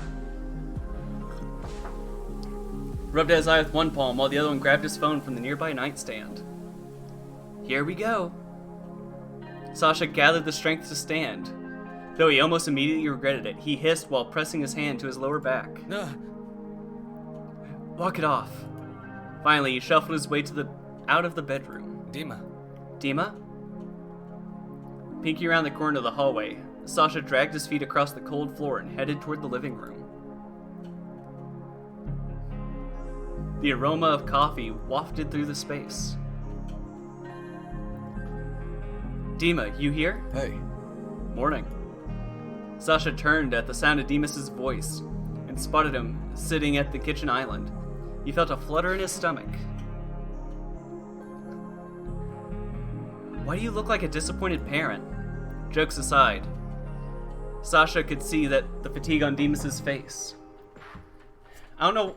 Demas is a more natural name for me, so I keep wanting to say Demas. Oh, you shush, JD! Trying to make my chat easier. For me, okay. Because saying Demas is where Bill and Ted take place, so I'm used to saying Demas.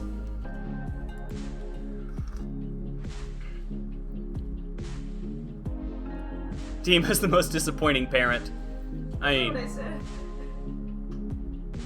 said. that is what you said. Dima is the most disappointing parent. Oh, disappointed parent. I would sure wish you could read it. I'm sorry. It's one of like the only people in like fictional or real people I'm like, daddy. Usually I'm not into that kind of shit, but I'm like, The most disappointing parent is Ramon. Ramon's not a parent.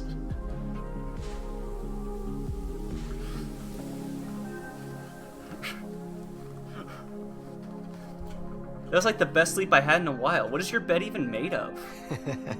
Dima chuckled and glanced at the coffee mug in his hands. His thumb brushed along the ceramic edge. Have you been up long? I've been up a while, but it's alright. I see that, but, you don't look alright. Dima shot Sasha a side eye and let his shoulders droop. His thumb stopped rubbing the cup. It's nothing. Sasha's gaze dropped down from the countertop, body tense. Is this about last night? Like as in, us and... What? What? Well, I'm just saying, if you regret anything, then... Sasha. The man couldn't hide his smile. He reached over and laid his hand over Sasha's, squeezing. I promise you, I don't regret a thing about last night. I really enjoy your company. I enjoy you. Sasha's ears were warm. He looked down at their hands, because looking him in the eye was harder. I just couldn't sleep in. Dima pulled his hand away from Sasha's. I called Ramon. Fade to black and I had a nightmare. You what? I called Ramon and told him I was ending things. This is the end of Strexa. Oh yeah! Dubbins, you weren't here. Will Dubbins, you weren't here. I got Sasha and Mishka shot. No, I fucking get it, yeah. I got the good ending first, so now we're going for some bad endings. Sasha searched his expression, feeling his blush drain away in surprise. How did that go? It went as expected.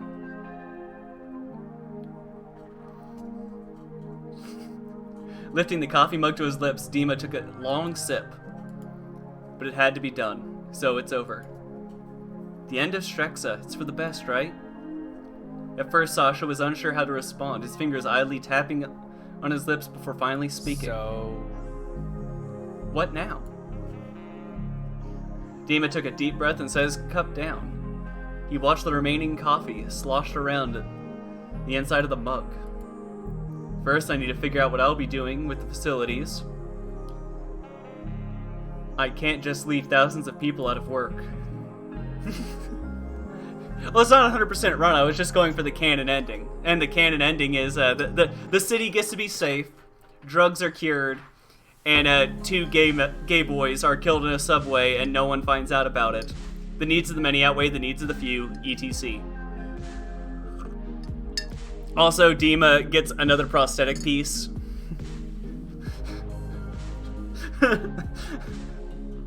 Yeah, Strexa does employ more people than even I know. All the facilities, even these apartments? That's right. Yeah, ideally I don't want to keep up any of it. So then where will you go? Dima turned his head to face Sasha. Me? Yeah, well... Sasha shrugged. You know, I kind of thought if you stuck around in Sabena, I might want to come around. Like, to hang out. With you. Maybe... Dima couldn't take his eyes off Sasha as he stumbled through his proposal. Despite the stressors from the last 24 hours. Dima felt his tension melt away, if even for a moment.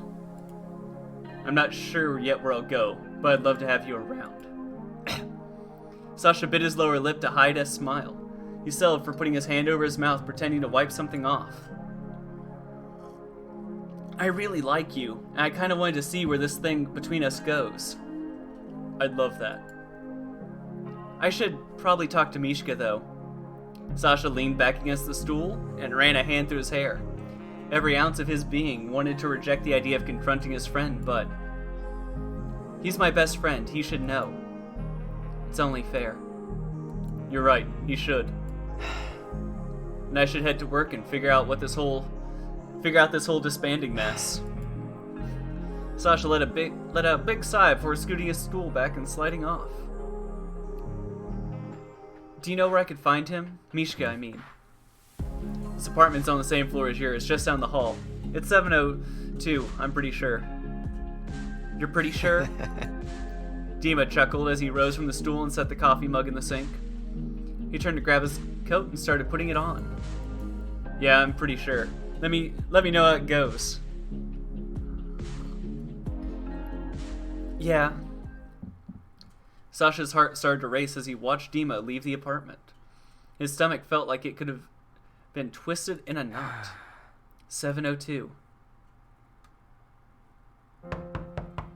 Sasha stood frozen in front of Mishka's door.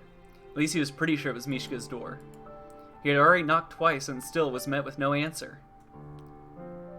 Maybe he's just waking up. Sasha took a deep, shaky breath. The door opened finally. Hey. Sasha felt the familiar sting of their awkward truce. Push button. How you have it, not I. Oh, yeah, shit. Sasha, however, this time he wasn't so sure it would end in a simple lunch date. Mishka. Hey, can we talk? The door closed a little, then opened wider than before. Mishka leaned against the door frame. His arm folded across his chest. Now? You want to talk right now? Is there a better time for you? Please. It's important, please. Mishka's arms loosened and dropped to his side. He sighed and stepped back. Fine. Holding the door open for Sasha, he waited until he was inside before closing it again. Mishka didn't move very far from the foyer. He held his arm in one hand. Wait a second. They just flipped the the room they gave Sasha and changed the color, like the mood coloring of it. I caught you, artist. Sasha pulled his arms in to hold himself, despite Mishka's apartment being warm. Sasha looked down at the floor, lips parting. I don't want to lose you as a friend. Mishka looked away, his stare fixed on a large window nearby. Okay, I'm listening. Same building, what did I expect?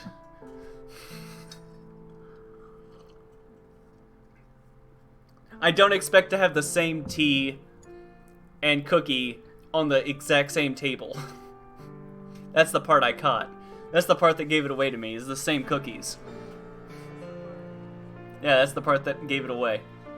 That and the little happy face on the back of the kitchen countertop chairs. There's a little smiley faces there. Seeing you bleeding in that alleyway, watching as you were taken, that was the worst night of my life. You meant so much to me, and I didn't even show it until I thought I could have lost you forever. I'm so sorry for that. Sasha's hand gripped his own arms tighter. You've always been important to me. Sasha. At the very least, I want to do whatever I can to stay your friend. You're important to me too, Sasha. You know that, but I can't go back to the way things were. I know, and I don't want to either. Just say it. I can't return your feelings. I know you've known that, but I should have said it. I should have said it a long time ago. I'm sorry. Sasha's heartbeat thumped in his ears as next words slip out. That and I'm interested in someone. What? Mishka's heart sank to the floor. He gripped his arms and grimaced, trying to stop the warm flow of tears as they brimmed in his eyes. And that someone's not me. Sasha's brows knitted as he looked down. He didn't want to see Mishka's heart break.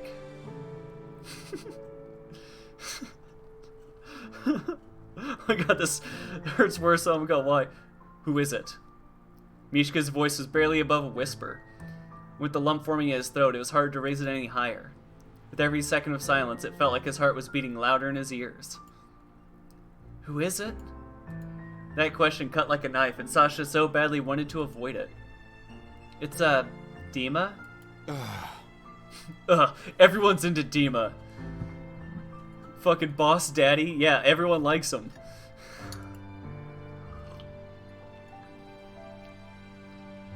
Yikes a Rooney. Cowabummer. Misha couldn't stop the overwhelming emotions that crashed into him. Wet hot tears streamed down his cheeks. He lifted his palms to cover his face and on autopilot walked to the couch.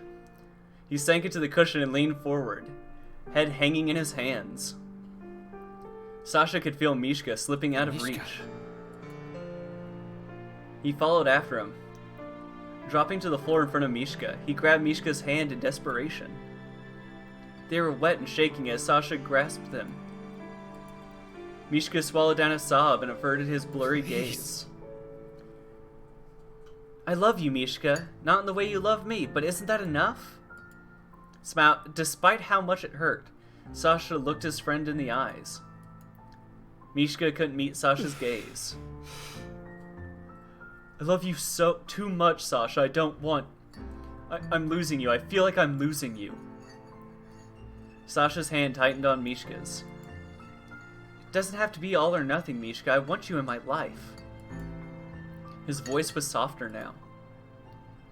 Can't we work on that? Mishka leaned forward, pressed his forehead against Sasha's. He closed his stinging eyes and sniffled. I don't know. What if I can't? What if I can't do it? What if I'm not strong enough? Mishka. You're the strongest person I know. If we try and we end up hitting a wall, then we climb up that wall, right? Sasha's own eyes were glossy as he anticipated Mishka's response. He's worth trying for. We're worth trying for. Damn it, I thought I fixed that. Screw you, stream elements. I want to be around to see him happy. I want to be happy too. I want to find my own happiness. If I do it, does it work? Give me a second. Okay, it works when I do it, but it doesn't work when stream elements does it. That's where the clog is then. I'm willing to try. Sasha's eyes widened. Overwhelming relief washed over him. But I need time and a really good therapist. Mishka tried to smirk, but it was short-lived. Sasha nodded almost eagerly, his grip on Mishka's hand loosening. He smiled in hopes of reassuring his friend. Yeah, I get that. Sasha's hands rubbed Mishka's forearms, reminding him that he was still right there. I'm willing to do whatever I can to make this work. Mishka sighed and leaned forward against Sasha's shoulders. He inhaled deeply and sat upright, wiping his eyes with his palm. Sasha. I just need time to be upset, you know. I'm not okay, and I can't just be okay with everything right away. Yeah, I understand. Baby steps. Sasha stood from the floor and pushed his hair from his face. I guess I just wait for you to text me then? Mishka stared at Sasha, his eyes wide. He nodded faintly, a gentle smile on his lips. Yeah, I'll text you later. Okay, I'll give you some space then. I'm here if you need me. Thanks. Sasha made his way to the door, slipping out before he could potentially crack the shaky ground they just rebuilt. In spite of his relief, the knot in his stomach was still wound tight. He didn't know how long it would take for the two of them to be okay, but at least they were going to try. Having to wait for Mishka to take the first step was agonizing to think about, but if it meant not losing him, Sasha was willing.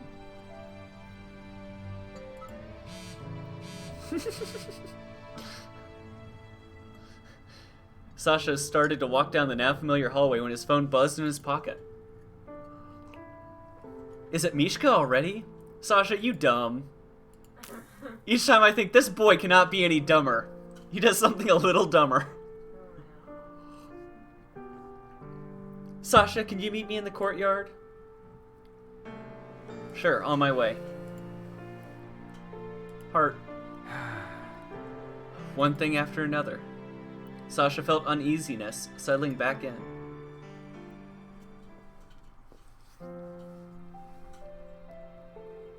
Sasha took a deep breath before opening the heavy glass door that led to the courtyard. The air outside was refreshing and cool. Why have we not seen the courtyard yet? Have I never come out here before? It's gorgeous. Exactly. Look at that. Look at all this flower layering. look at that fucking... Making backgrounds for just one scene. I wouldn't... I'm too lazy and cheap for that. It didn't take very long to spot Pavel. He was sitting on a wooden bench.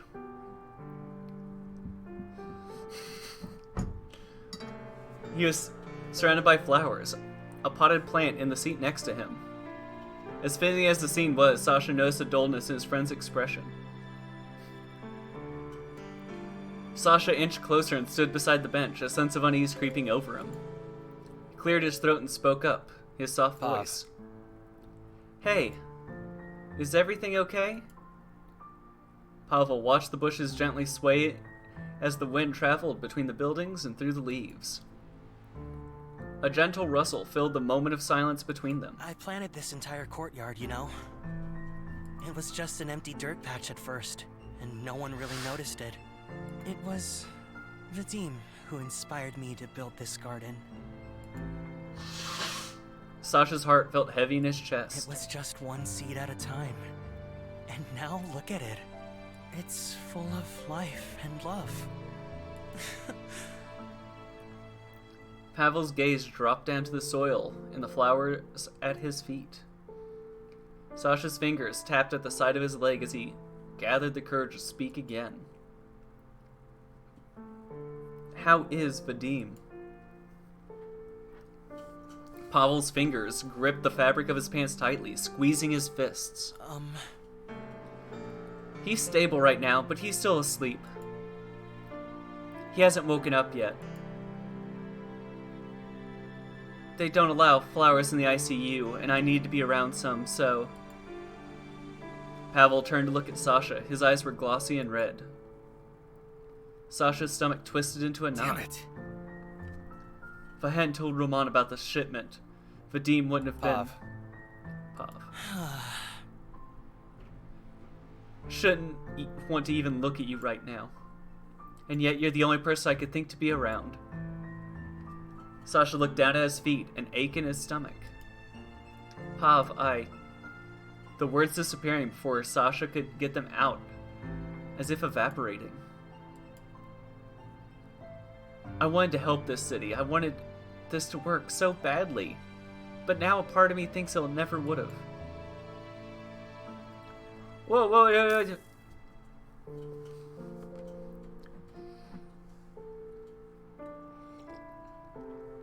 That's what I assumed, like, they were emphasizing the flower pot. I assumed there was going to be one of, like, the little dead plants. He was going to, like, here you go, Sasha. This is a life lesson for you. But I'm mainly distracted that this wooden bench here has, like, a UV light in it, has a Wi-Fi, and you can plug in a angry battery. But it is, like, the best shot Sasha's had. Sasha tilted his head and stepped forward. He moved to sit next to Pavel, but stopped upon seeing the plant on the bench. Pavel eyed Sasha, then reached over and hoisted the potted flower into his lap, freeing the space beside him for Sasha to sit. Sasha was quiet as he sat down, watching his friend. Strexa has always used its money and connections to influence the city. He's always done things behind the scenes.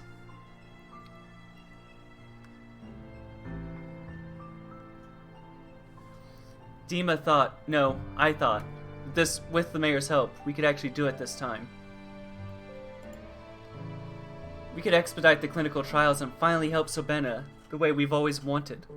The way Natalie wanted. Sasha wrung his hands together in his lap, the sinking feeling in his stomach still gnawing at him. It still didn't work. No matter how hard we try, Ecto is always one step ahead, ready to clip our wings. I'm tired, Sasha. I don't want to do this anymore. I don't want to continue to put Vadim in harm's way. It's just not worth it.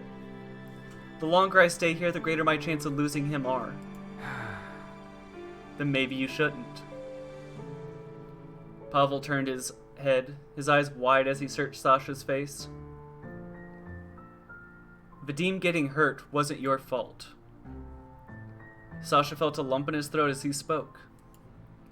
And I'm so sorry that Vadim got hurt. I never meant for that to happen. I'm partly to blame. I told Ramon where the shipment was. I didn't even consider what would happen if Ramon knew. Ramon knew what he was doing. Dima told me. You did what you felt you had to do to save Mishka, I know. Tears brimmed in Pavel's eyes. He wiped them with the back of his hand. That moment, Sasha slid closer to Pavel until their shoulders touched. No. Sasha, it's not your fault. With a big shuddering sigh, Pavel leaned down and rested his head on Sasha's shoulder. You didn't kidnap Mishka, you didn't burn down the shipment, and you didn't force Vadim to jump in front of me. It's hard to admit because this wasn't how things were supposed to go, but everyone has made choices that have led to this moment. Not just you. Sasha let his head lean on Pav's, all of his tension draining. He sighed and closed his eyes. The two of them sat on the bench in silence as the wind blew through the trees. Once Vadim is discharged, I'm packing our bags and leaving Sabena. Sasha lifted his head, looking over at Pavel. Huh? You're leaving the city? Pavel nodded and sat up straight, once more glancing down the path, the plant in his lap. Mm-hmm. I put Vadim's ambitions on the back burner for too long. He's always been so patient. He wanted me to finish my work here first. But we've always talked about traveling and looking for answers that aren't going to be found in this city. There was an ache in Sasha's chest while he listened. The thought of Pavel leaving the city was heartbreaking. That's why I want you to have this. He set the potted plant into Sasha's lap. Sasha grabbed the side and held it steady, glancing at the purple flower. Huh? What's this? The last nightshade flower I used to make NS. Sasha turned his head in shock, his eyes wide. The last one? What about your lab? What about all your flowers? Oh, I accidentally hit hide. Once more, Pavel closed his eyes. His voice shook when he spoke. It's all gone. I saw to it myself. I don't want my work to fall into the wrong hands ever again. But why would you give it to me? I know nothing about plants, you know that. It should be up to the people of Sabena to decide what kind of future they want, and I believe that starts with you. And there are instructions for how to care for that in that USB there, and some research notes.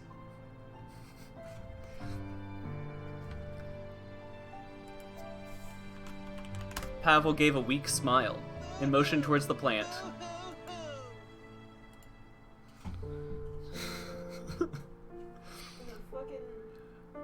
I trust you'll know what to do with it.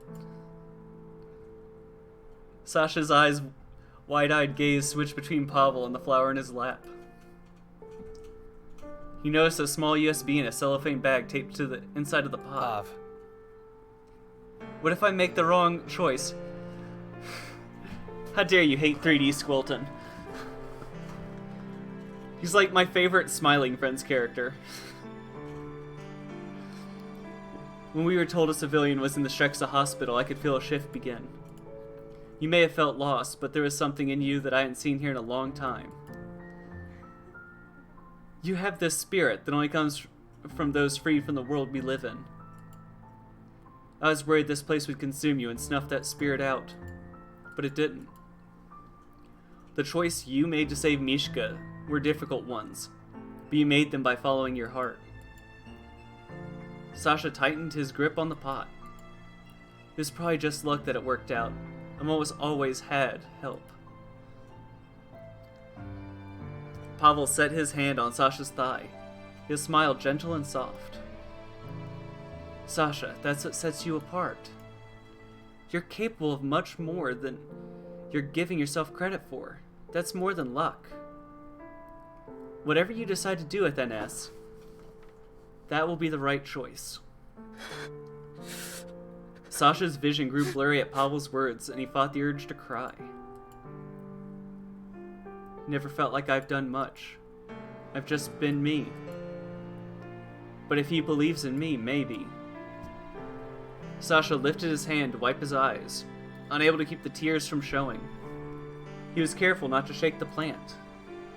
You've been a good friend to me since I've been here. I don't think I would have been okay without you. Pavel threw his arms around Sasha and pulled him close. He buried his face in Sasha's neck, wiping his tears on his friend. Sasha! Sasha sniffled against Pavel's arm as he squeezed him tighter. I'm going to miss him. So much as you put your faith into others, have some faith in yourself too. You're going to be great no matter what you do. Okay, any more cheese is going to kill me. Are you lactose intolerant, Sasha? He squinted and looked down and fished for his phone, pulling it out. Pavel took one look at the number, then glanced up at Sasha with wide eyes. Vadim! Jumped to a stand, he pressed his phone to his ear and paced near the bench. Any news? Pavel launched. He's what? He's awake? Really? He's awake? Sasha's eyes widened, and he looked up to Pavel, who was halfway across the courtyard, shouting. Okay, I'm on my way. Sasha, he's awake. Sasha's eyes lit up and he nodded, understanding Pavel's sudden urgency. He waved to his friend, watching as he sped off. Go, go, go.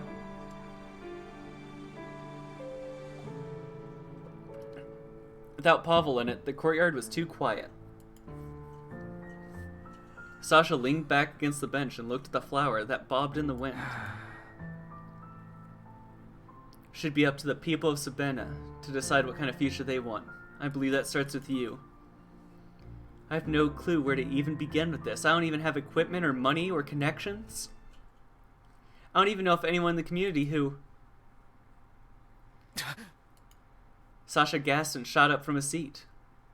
I know what to do. Sprinted for the door. I gotta tell him! His footsteps echoed and squeaked as he turned corner and quickened his pace. Where's his office? All these doors look the same. Well, it'll take a lot of dividing up the assets. There's a lot of liquidation to do here, and I realize that. I'm only asking if your people can expedite this. Upon hearing that all too familiar voice, Sasha slid to a stop.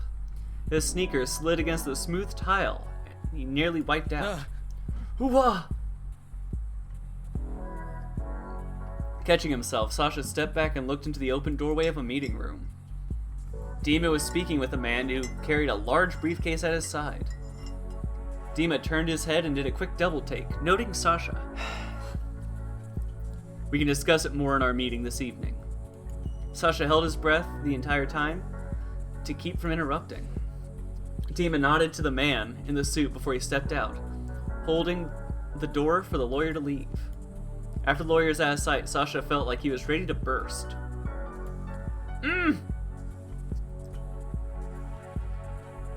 Sasha jittered in place, the leaves on the plant fluttering. Are you alright? You look like you're ready to explode.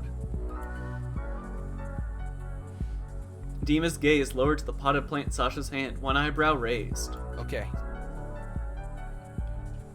Okay, listen to this. Pav gave me this plant. I was wondering why you had that. Go on. So after I talked to Mishka, Pav texted me to meet in the courtyard, so I did, obviously. So he talked and stuff, and he said he wiped out his lab, and this is the last NS plant in existence. Dima blinked with confusion written over his face as Sasha spoke. What? Wait, what?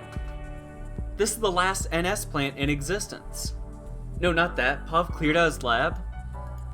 Yeah, he said he didn't want his work to fall into the wrong hands again. Didn't he tell you? No, he didn't. I wish he would have. It's fine, please continue. He gave it to me, like he said he trusts me with it.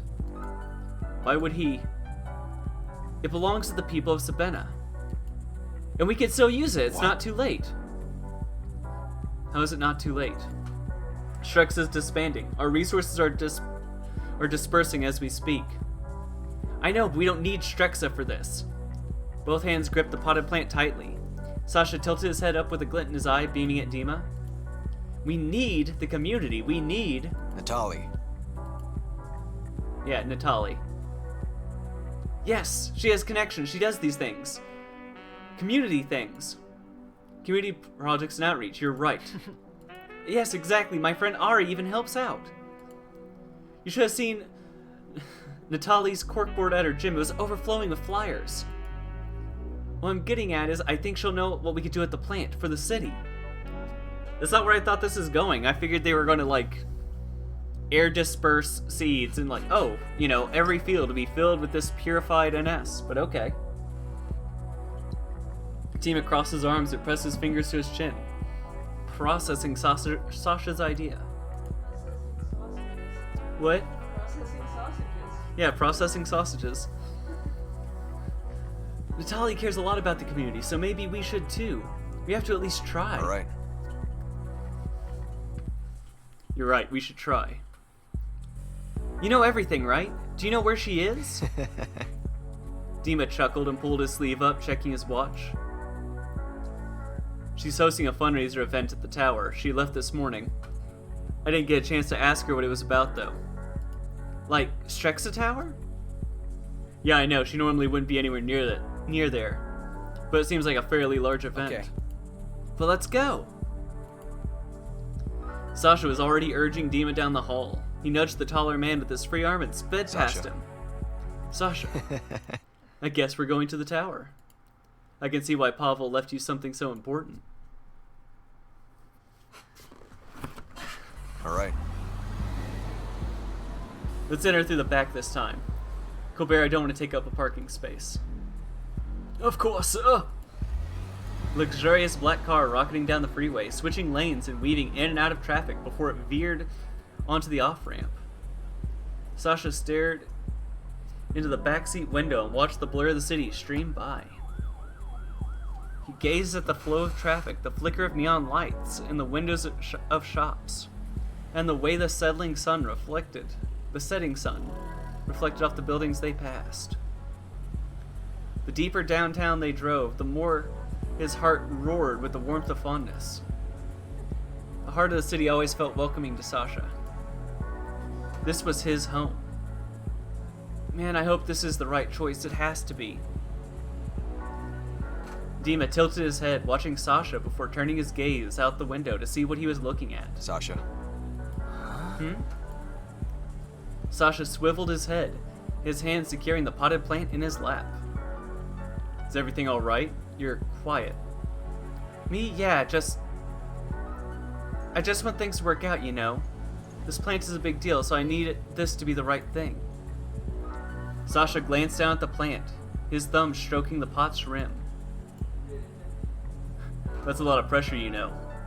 But it's not all on you. It shouldn't be anyway. You shush. Everyone kept saying that, but it really feels like the only way Pav trusted to have it. Dima reached over and rubbed his hand over Sasha's shoulder. I think you're doing the right thing. I'm sure things will work out in the end. Sasha tried to smile, feeling relieved at Dima's presence. You don't know that. Of course I do. Because I trust you. Pav trusts you. Sasha looked Dima in the eye, unable to find the words to respond. We're here, sir. The car pulled up next to the curb and rolled to a stop. All right. Thank you, Colbert. Sasha shook the doubtful thoughts from his mind. He unbuckled his seat and seatbelt and opened the door. As he stepped out of the car, he gazed up at the Strexa Tower. Dima shut the door behind him and nodded to the driver. He stepped up on the curb beside Sasha and followed Sasha's gaze. It's kind of spectacular, isn't it? Yeah.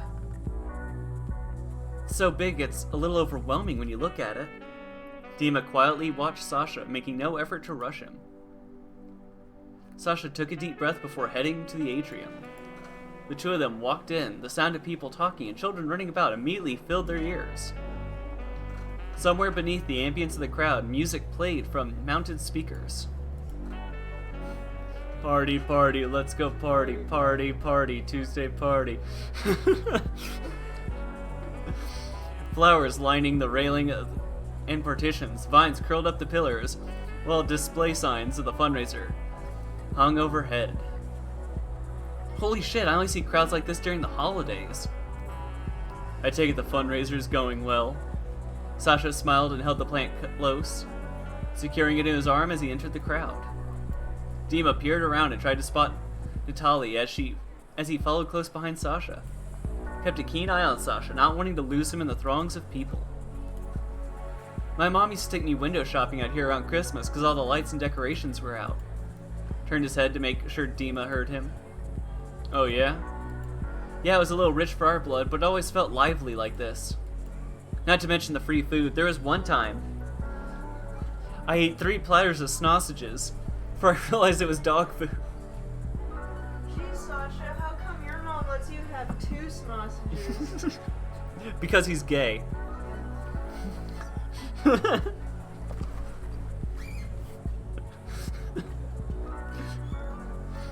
It's called double penetration. Dima smiled as he watched Sasha point and gesture at shops while reminiscing his experience. His gaze softened. He looked so much more at ease here. I kind of envy it. You wouldn't be able to tell he was nervous back in the car. No worries, here, let me get that for you. The moment he heard Indigo's voice, Sasha lifted up onto his tippy toes and leaned to get a better look through the crowd. Indigo! He called out and lifted an arm to wave at her. He was picking up a small jacket that must have fallen off of one stroller. Indigo, over here! Got a weird itch on my nose, it's been bothering me all night. Indigo perked up at the sound of her name being called. Her wide-eyed stare, the many faces near her. When she spotted Sasha, her face lit up. Sasha! Dima! I didn't know you guys would be here. She waved to the woman with the stroller before swerving past a few people. As she approached Sasha and Dima, she gave them both a wide smile. Yeah, we wanted to talk to Natalie. Is she around? She's over at the tables. I could take you over to her. She stared down at the plant in Sasha's hand.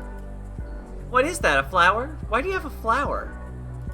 It's kind of hard to explain. Can you take us to Natalie first? Indigo nodded with enthusiasm and reached for Sasha's less occupied hands. Clasping tight, Indigo moved into the crowd and pulled him along. Whoa!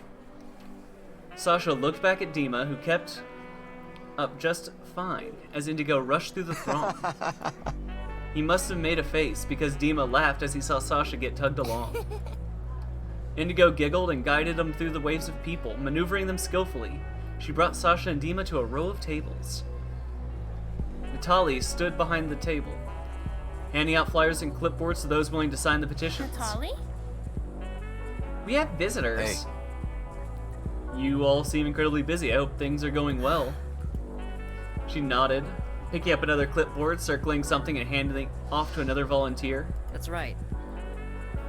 Everyone loves urban gardens. It's something most people can agree on, that we need more of them in the city.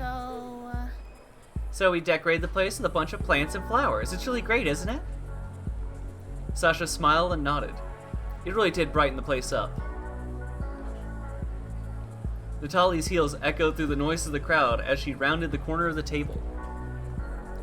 Setting her hands on her hips, Natalie eyed Dima skeptically. Indigo let go of Sasha's hand and leaned back against the table, smiling. It's been busy like this all morning. We really need a big turnout.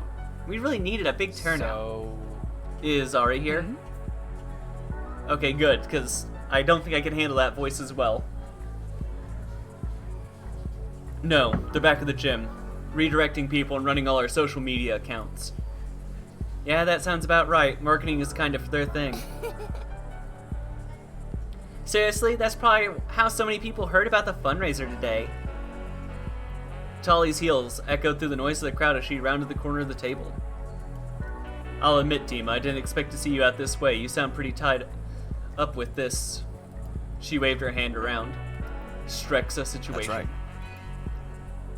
I was, but this is more urgent. Natalie concentrated on Dima, searching his expression for context before shifting her gaze to Sasha. She eyed the pot he held. Okay. Does that have something to do with why you're here?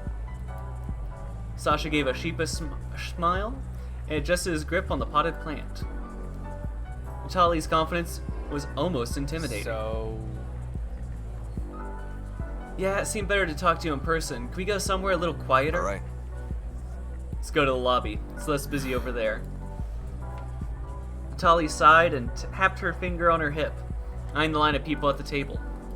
Alright, but make it quick. We're swamped here now and have a ton of volunteers. Unless you two are interested. She smirked and winked at Sasha. You don't want me to manage anything. Who said anything about managing? I'll have you pass flyers out. Dima grinned at Sasha and nudged his arm. Sasha shot Dima a quick fake smile. Indigo rolled her eyes and laughed. Pushing off the table, she motioned towards the tower lobby. Any other characters want to react to what's going on here? Okay. Oh, there we go. Natalie huffed at Dima's enthusiasm, shaking her head. Once the four were away from the commotion of the crowd, Natalie crossed her arms over her chest and nodded. Alright, what's this about, Sasha? Yeah, my curiosity is killing me. Okay. Okay.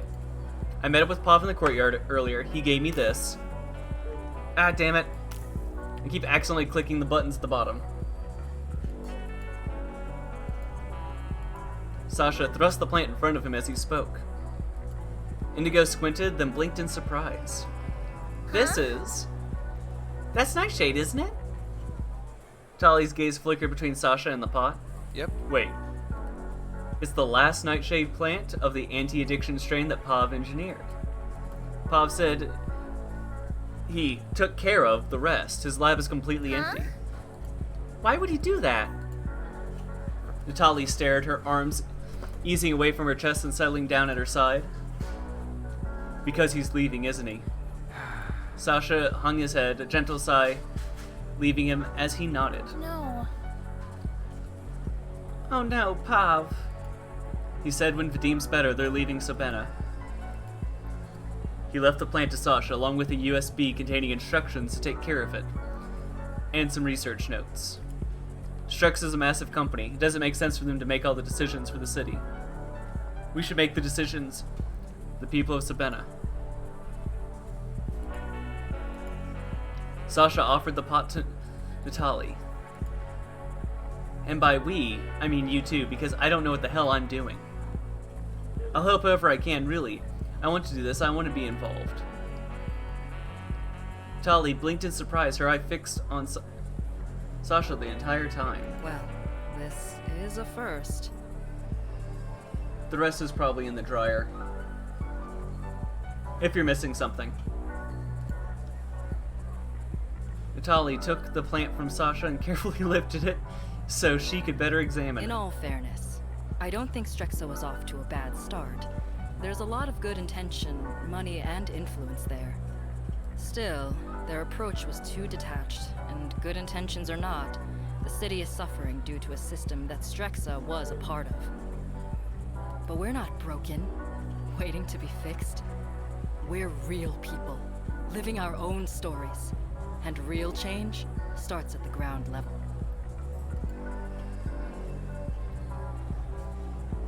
Yeah, you're right. Indigo glanced at Natalie's expression and smiled to herself, her hands clasped in front of her. It's important to remember that every step of the way. She smiled down at the plant, a glint of softness in her eyes. And this plant will help us get there. Natalie looked over at Dima. Hey, That said, your help would be appreciated.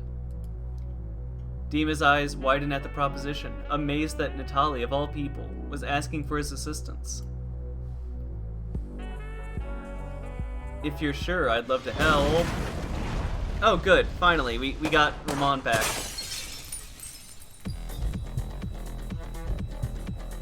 Smoke billowed out from around them and shattered glass rained down the tiled floor. Let's see, we got 2 bodies? 3 bodies. I didn't see this one up front. We got this guy, we got that guy, we got them. We got that person. Just going through some stuff. Like, they're... I'm not quite understanding what their body proportions are doing. And another person running. Good. Smoke billowed out around them as shattered glass rained down onto the tile floor. Everyone get down! Sasha reached for Indigo and pulled her down to concrete behind a small plant partition. With his heart pounding, he spun his head around to look for Dima. Dima lifted his arms and covered his head.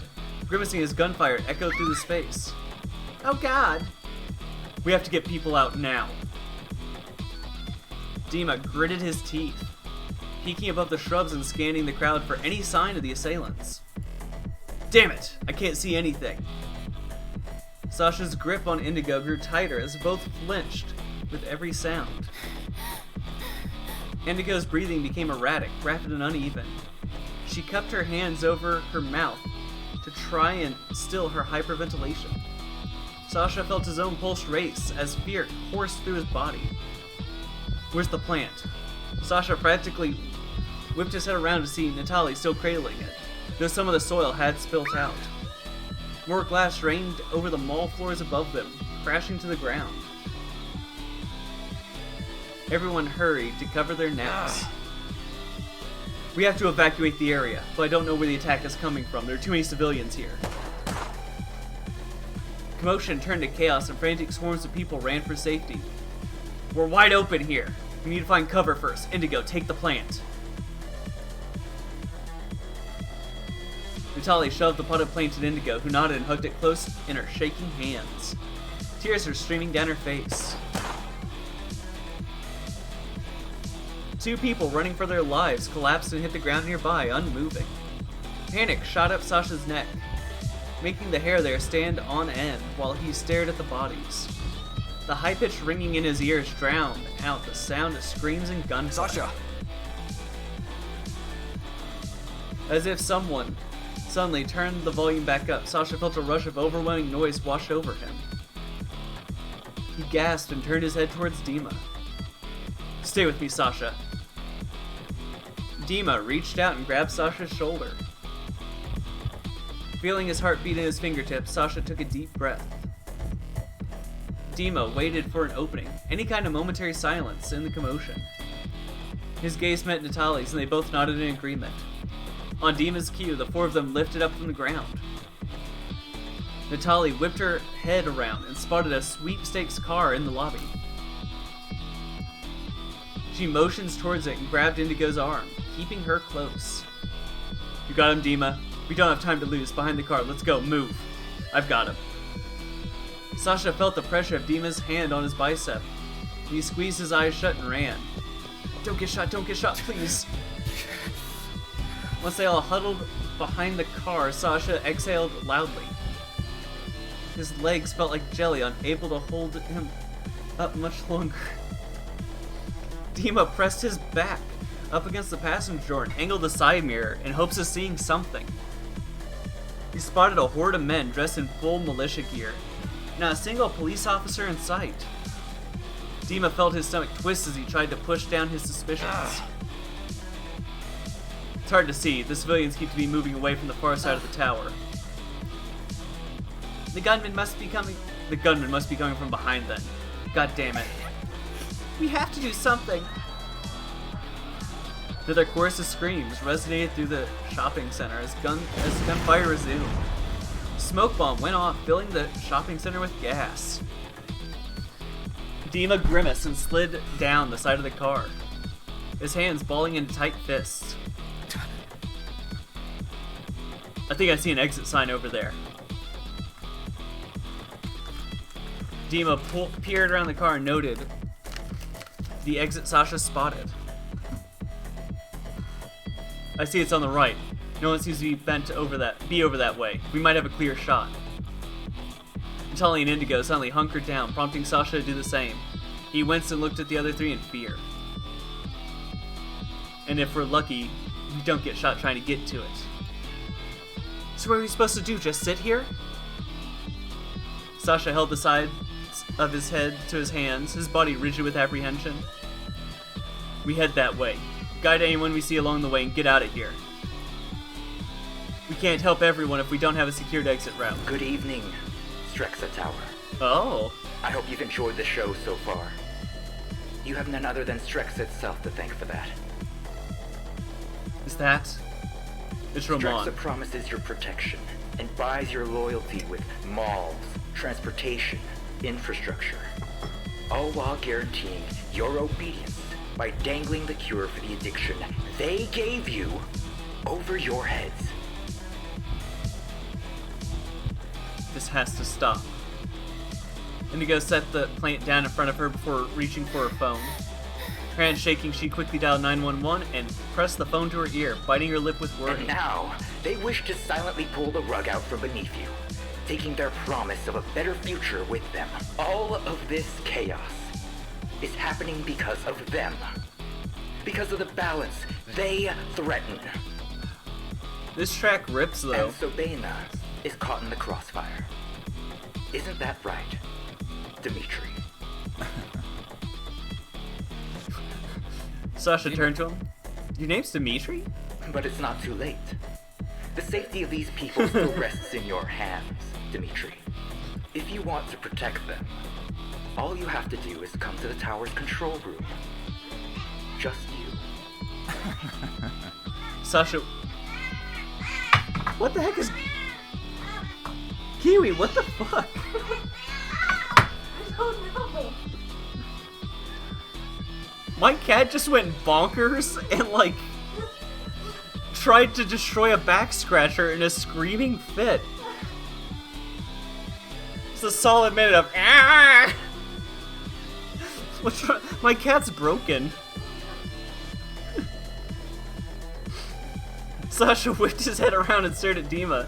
He reached out and grabbed the man's arms in a silent plea. No. You don't have to go. Don't play into this fucker's game. Natalie, I have to. No. No. We'll find another way. Oh, and to keep things on schedule. No, please don't! Every 10 minutes you make me wait, a civilian will be thrown from the 40th floor. Oh my god, what do you do? have to. Have to go. There's no other option. People are getting killed here. We can't just give in to his tactics. I know Strex's backup will be here soon. We need to focus on evacuating. I've tried contacting the police, but I can't even get through. It won't even connect, not even to the first responders. Yeah? Cat's acting bonkers. Were they paid off? What the fuck? No! Sasha's eyes widen, his grip on Dima's arm tightening. Sorry. I said something insensitive just then. I licked up a body and free fall plummeted towards the ground. Indigo, look away. Face hidden against Dima's chest, every muscle in Sasha's body was tense. Dima held Sasha close, his heart pounding. Tully held Indigo. He kept her close. Indigo's eyes were still squeezed shut. Her hands pressed firmly over her ears. 10 minutes, Dimitri. That's enough. I have to end this. I have to go. Tully clicked her tongue.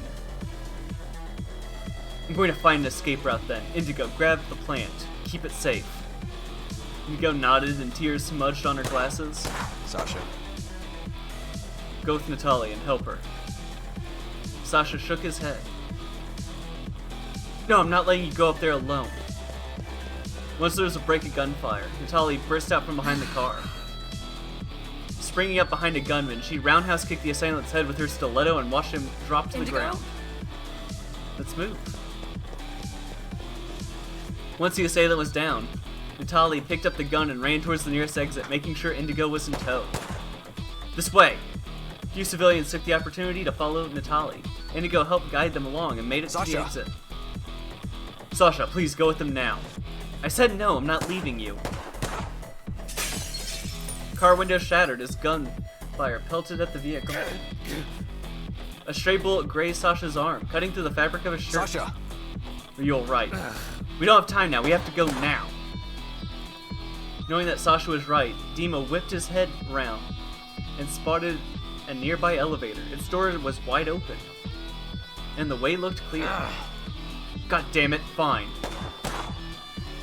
Keep your head down. Dima grasped Sasha's hand tight and sprinted for the elevator. As they sprinted towards the elevator, something slammed into Sasha's side with enough force to knock him to the ground. Sasha gasped for breath, the fall having knocked the wind out of him. Sasha! Sasha clenched his teeth and gripped his side, pain rocking through him. He looked up to see a figure dressed in black. This bitch! Ada flipped his knives and rushed forward, closing the distance between himself and Sasha at terrifying speed. Sasha reflexively threw his hands up to protect himself. Clash. Sasha! Go! Mishka deflected strike after strike, doing everything he could to hold Ada back. Sasha scrambled to his feet. Mishka! I said go! There's no time! Heart heavy with fear for his friend, Sasha sprinted toward the elevator. Dima turned and hurried after him, immediately pressing the button to close the doors. Mishka gave Dima a knowing look as the doors shut. Take care of him. The elevator sealed shut. Sasha, his heart still racing, leaned his back against the thick glass and held onto the side railing. Dima pulled his seed card from his chest pocket and swiped it across the sensor. Only then did the button for the control room light up. He pressed it. The ride was smooth. Sasha didn't even notice the elevator move until the light of the setting sun spilled in through the glass behind him. How did I not see this coming? Dima's finger curled up in a tight fist, his knuckles white from the grip. Sasha squeezed his bicep where the bullet grazed him. His head turning towards Dima. Dima. Are you serious? Dima met Sasha's gaze, confused by his tone. Is your crystal ball broken, Dima? Dima stared at Sasha with a wide eye, his mouth slightly agape. Are you kidding me? Seriously, how can you not see this coming? How could you have seen this coming? How can you blame yourself for this? Dima. None of what's happening here is your fault. Dima turned his gaze to the floor, his frown deepening. Even if that's true, I shouldn't have dragged you into this. I shouldn't have let you follow me. No, I'm trying to do this. Even though it looks like we'll probably just... This is all you guys will see, but I want to go back for my sake. It's my choice to follow you.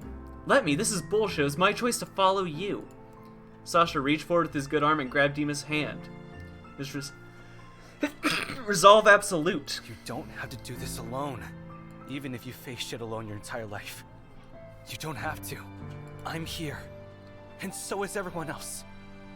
We're all fighting to help you, so let us help. Sasha. Dima's fingers squeezed Sasha's hand. Aye. Strexa Tower, control room. Sasha stayed close behind Dima as the door started opening. Oh boy. Why do they need all these glow... I guess this is a Strexa control tower. I was like, why do they need all these different maps? And that's why. The open door revealed a security guard's lifeless body lying prone before them. His blood pooled beneath him, his eyes still open despite his stillness. He wasn't the only body. Sasha's eyes darted around the room, staring at several bodies sprawled across the tiled floor. Sasha felt his breathing hitch in his throat. No, no! Sasha looked to see a sobbing civilian dangling from the ledge of a shattered window. His stomach twisted into knots at the sight. Glad to see you finally made it. Roman let go of the hostage's shirt. Their cries grew distant as the civilian plummeted through the atrium. Dima stepped forward, his narrowed gaze cutting into Roman like Roman. daggers. That's what I said.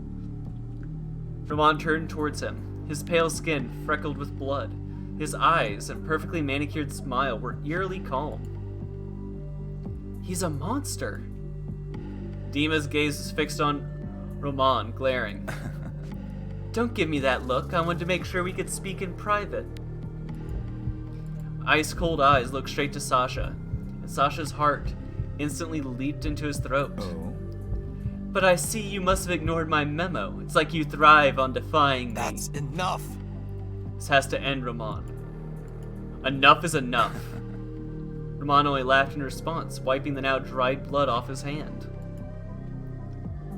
Did you think you could disband Strexa, fuck up the city, and not answer to me? You made a hell of a mess this time. You had the audacity to pull the rug out from under me with a treatment drug? Audacity to talk to me about audacity. Dima could feel his hair on his back of his neck bristle with every word Roman spoke. His eyes widened. Look around you, Roman. You're attacking the people of the city. This is not my fault. No. Stop being naive. You're a part of this empire just like I am, which makes you just as responsible for its downfall. We may have built this city together, but look at where it is now. Look at where we are now. So Bena is suffering because of us. Roman swept his arm over the desk beside him and smashed a monitor to the floor. His hand shook as he pointed at Dima's face. We are Sabena. Without us, the city is nothing. I don't believe that. Having the power to incite change doesn't mean we alone get to decide what happens in this city. The citizens should have been involved. We should have been helping them. We just took advantage of their addiction. We forced them to rely on us with drugs. Roman's eyes were wide with rage, and enraged. He lifted his arms in disbelief and scoffed loudly. Are you even listening to yourself? Dima took a step back, his heart hammering in his chest. Dimitri. Do you really believe we haven't helped these people? We forged infrastructure. We gave them a subway. We did what those worthless politicians couldn't. We were gods! We were wrong. Dima yelled, his heart racing as the words burst from him. I used to think we were what Sabena needed. But we aren't, Roman. Sabena needs help, but not from us. And not like this. No. Roman grabbed his own hair, gripping his roots in a tight squeeze. This city doesn't know what it needs. I do. What you're doing won't work. You cannot change the city without me. Roman closed the distance between them and brought his scowling face close to Dima's. Dimitri. I gave you everything. The city will change without us and without Strexa. Roman's hands trembled as he ran them through his hair. He seethed with anger, his lip quivering. Sabena's future is with its people. Sasha's entire body went rigid as the words poured from his mouth. Still, despite the fear that held them in place, his eyes burned with determination. Dima stared at Sasha in awe, his heart pounding away. Dima's right. The city will change for the better. It's already starting to. We don't need you. Roman's eyes grew wide. Shut the fuck up. Roman yanked his pistol free from the holster on his thigh and aimed for Sasha. Sasha instinctively threw his hands to shield himself. His heart leaping in his chest. I don't want to be right. I don't want to be right. No. Roman! Lunging forward, Dima slammed into Roman as hard as he could.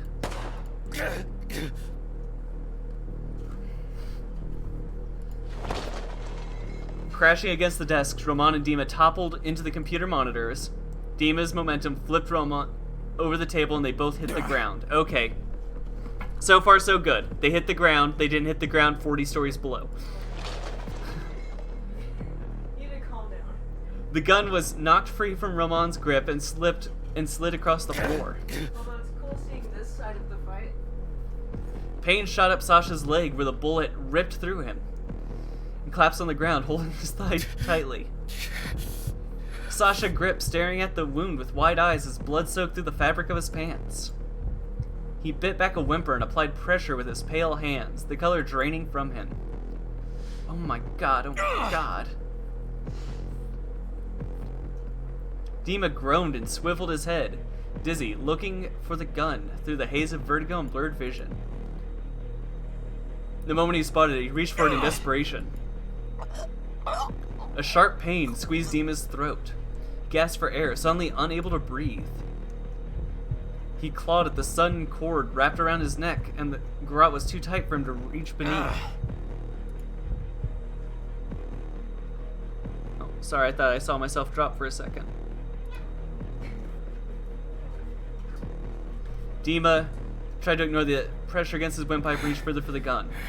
You just don't. Dima's fingertip grazed the handle, his eyes tearing up the more he strained. Give up, do you? Planting his feet firmly on the ground, Roman stood and jerked his arms back, pulling the cord taut. Dima sputtered and coughed, red-faced and spitting, as he was dragged away from the gun up off the floor. Dima's weight forced the two of them backwards until Roman slammed into a large window. The garrote loosened on impact. Dima took the opportunity to grasp for air. Dima reeled his elbow back and slammed into Roman's gut. Roman hit the glass behind him with a loud thud. From across the room, Sasha looked up in a daze. He watched as the fighting escalated, forgetting to breathe. A cold drop of sweat ran down his forehead, and he tasted bile at the back of his tongue. Sasha gripped his leg tighter, his hands covered in blood. Dima! Dima's strength was waning, his vision cloudy. His head fell forward and he closed his eyes, feeling weaker by the moment. I have to keep going. I have to put an end to this. With whatever strength he had left to give, Dima whipped his head back. A sickening crack echoed through the control room as the back of Dimas' skull struck Roman's face. The force reverberated off the glass and shook the entire window. Roman's grip loosened for only a second as the impact jolted through him. Blood began streaming from his nose and over his lips. He leaned forward into Dima's back and tugged the garrote taut, staining the back of Dima's shirt crimson. It's the last stunt you'll ever pull. Roman's hand trembled with the sheer force of his determination, his icy gaze burning with resolve. Dimitri. You will die here. Please. No. Sasha's pulse spiked as adrenaline surged through him. He reached forward. No. Dima! I have to do something or I'll lose him. Through his tears, Sasha spotted the gun lying a few feet away. Using his arms to crawl across the floor, Sasha inched towards the gun. Each movement was painful, but he did his best to ignore the agony. Bright, fresh blood painted the floor beneath Sasha and left a trail behind him, leaving a morbid brushstroke. He grabbed for the pistol, hearing Dima's strained, wheezing breaths grow weaker. He clenched his teeth as he lifted the gun up, pointed it towards Roman. Which one do I shoot? Shoot me! No, shoot me! Which one's the real one? Whoa, tell kid! Whoa, diddle kid. Sasha is the true diddle kid. Ice Blue's eyes started to look at him. A smile widened across Roman's face. Ha! Do it then. Sasha's heart jumped to his throat and his hands started to shake. Take the shot! He couldn't hold his aim steady. With Dima pressed right up against Roman's chest, there was no telling who Sasha would hit. How fitting! Watching Dimitri die by the hand of those he sacrificed everything for. He's right, if I shoot, I'll definitely hit Dima. But if I just sit here, then... Go on, shoot! God damn it, Dima. Nope. Ooh.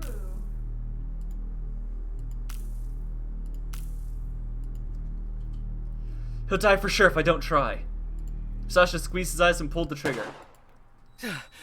Sasha cracked his eyes open, hearing nothing in his ears but a loud ringing in his own shaky breath. No, Sasha, you have to keep your eyes open if you're gonna shoot. The bullet had gone straight through the window just above Roman's head, leaving a gaping hole.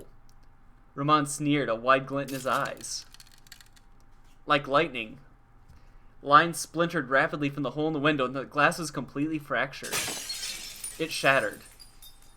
Shards of glass sprayed out in the atrium, glimmering in the sun, reflecting through the small particles.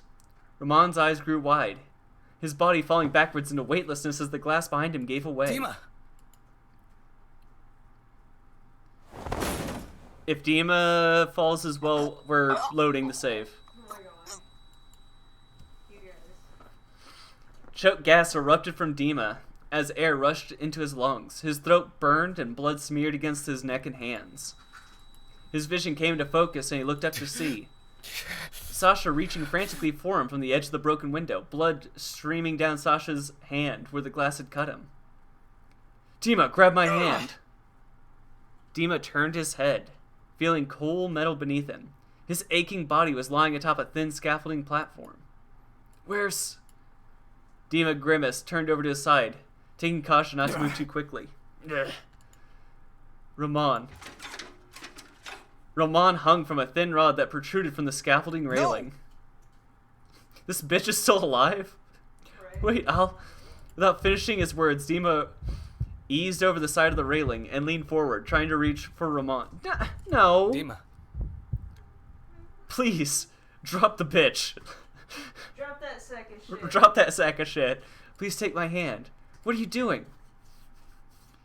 Even with his arm outstretched as far as possible, Dima couldn't reach Ramon. No. He was too far. The blood on Ramon's palm was slick against the pole, his grip loosening. Ramon's teeth were clenched tight. His blood trembled as he tried to pull himself up. There was nothing else for him to grab onto. The lines of tension across Ramon's forehead relaxed when he saw a tear run down Dima's cheek. You're still so weak. The corners of Ramon's lips lifted to a small grin. I don't. Dima's outstretched hand trembled. He couldn't reach any further. I don't want your pity. I don't want your help. Ramon. Don't look at me like that. Dimitri. With a smile still fixed on his lips, Ramon let go. Roman!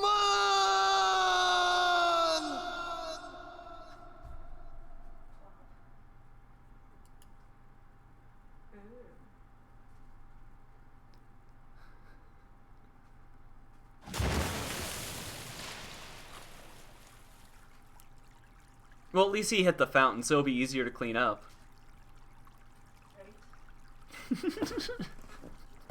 As terrible as that sounds.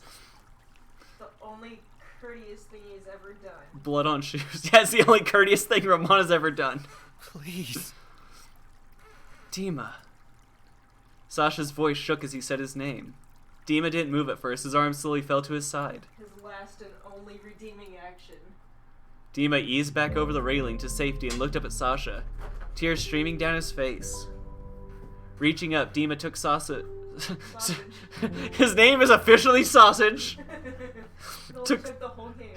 Sasha's outstretched hand. Sasha pulled him back up over the window pane and into the control room where they settled on the floor. Then and only then did Sasha take a deep breath. He pulled Dima into a tight embrace. And sausage. Dima buried his face close and held into Sasha. His trembling, blood-stained fingers slid into Dima's hair. He squeezed his eyes shut and let out a shaky sigh. Dima sobbed into Sasha's shoulders. Sasha. I'm so sorry. I tried to... You don't have to explain yourself, I'm just... He drew Dima into a tight embrace, wanting to be closer. I'm glad you're safe. His voice was muffled by Dima's shoulder. Dima rubbed Sasha's back as he started to shake with sobs. I was so scared. I was so... Dima held Sasha tight while they cried. Dima bit his bottom lip and held back a sob, resting his cheek against Sasha's head. Strexa Tower, first floor lobby. Dima carried Sasha in his arms, Sasha's injured leg cradled carefully and wrapped with shredded fabric. The elevator door opened. To Dima's surprise, operatives wearing Strexa badges on their combat uniforms flooded the lobby. How? Right this way, sir. Ambulances have just arrived. Sasha, whose head had been resting in Dima's chest the entire elevator ride, looked around the lobby frantically. Sasha! Mishka called out from a nearby bench. First responder was sitting next to him, cleaning up a knife wound on his arm. Despite that, Mishka shoved the medic away and hurried over to the two, his face painted with worry. What? Are you alright? What happened? I think I'll be okay. He took a bullet to the leg. We're getting him to a medic. Dima coughed, his voice hoarse and weak. What the hell? You saved my life! Mishka's expression softened. His gaze flickered to the red marks on Dima's neck. He turned to face Sasha and tried his best to smile. What? A bullet, Sasha? Sasha couldn't help but smile when he saw that Mishka was okay. I don't know, I think it made me look cool. Sasha's voice was weak, but he was still able to grin at Mishka. How much blood did you lose? A blood wound isn't cool.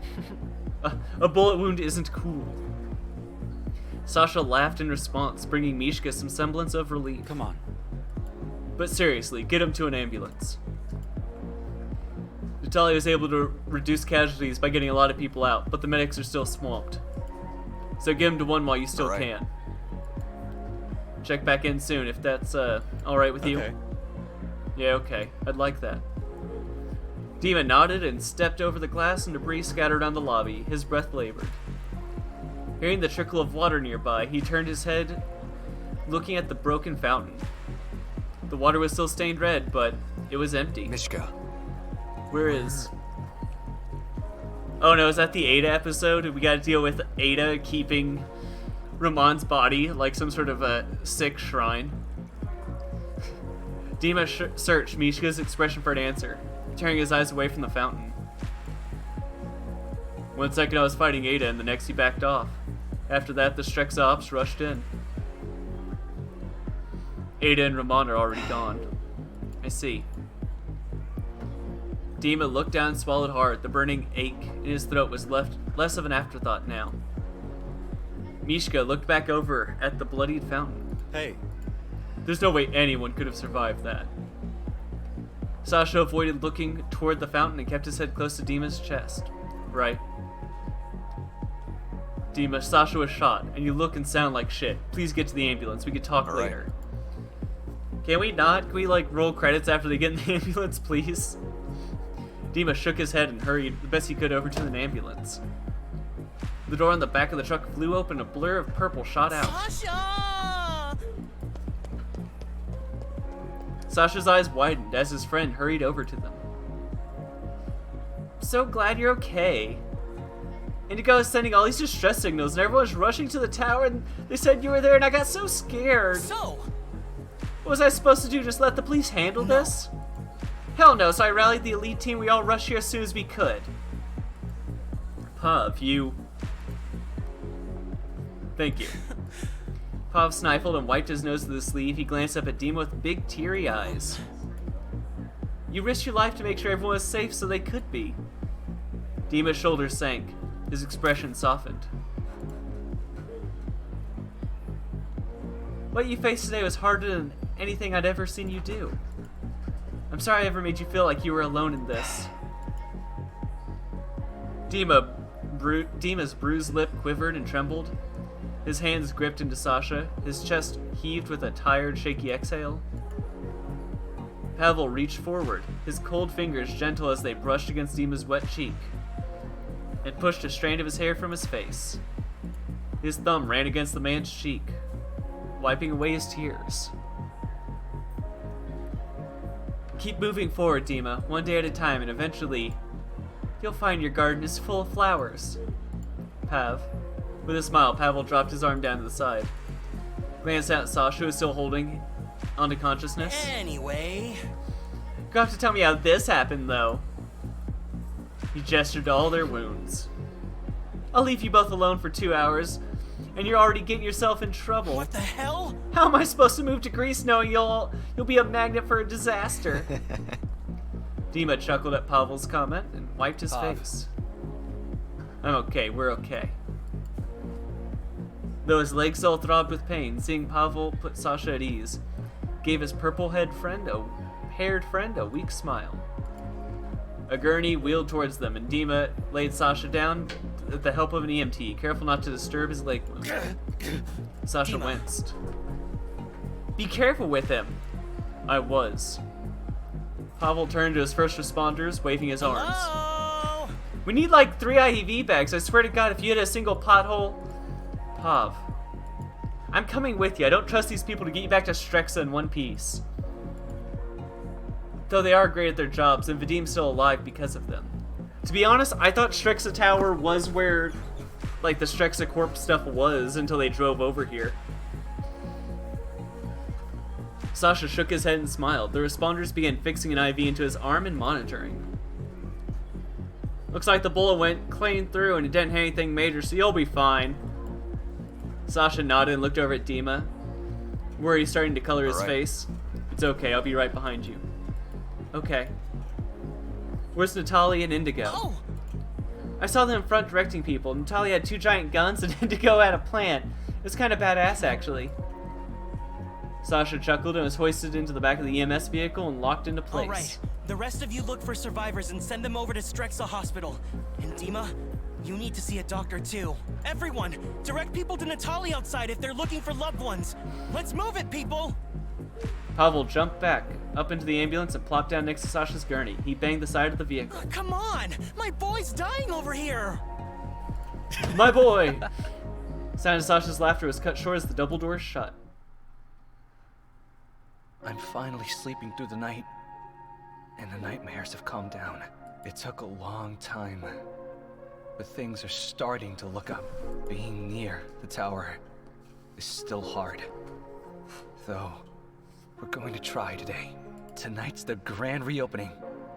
The community's worked really hard on the tower's renovation, so there's no way I'd miss that. Dima's been so supportive, but I know it's hard for him too. He might need more time, but I'll continue to be there for him, however I can. Oh, it's Crimbus time. So this is called Odin. Japanese disc consisting of... An older man stood behind a wooden food cart and nodded, pointed at the various options Dima could choose from. Yep, try the fish cake, it'll warm you right up. Dima perused the assortment of food stewing in the savory, bubbling broth with careful consideration. So much I'm not sure what he'd like best. Dima felt the warmth of the steam that rolled off the broth, visible in the cold winter air. Maybe I could just get him one of everything? All right. Okay, I think that's what I want to get. Motioning to the radish, egg, and tofu options, he fished in his pockets for the correct coins and handed them over. After the older men handed over the Odin, Dima snapped lids on both plastic carry bowls, trapping the heat inside. Thank you. Hope they stay warm long enough.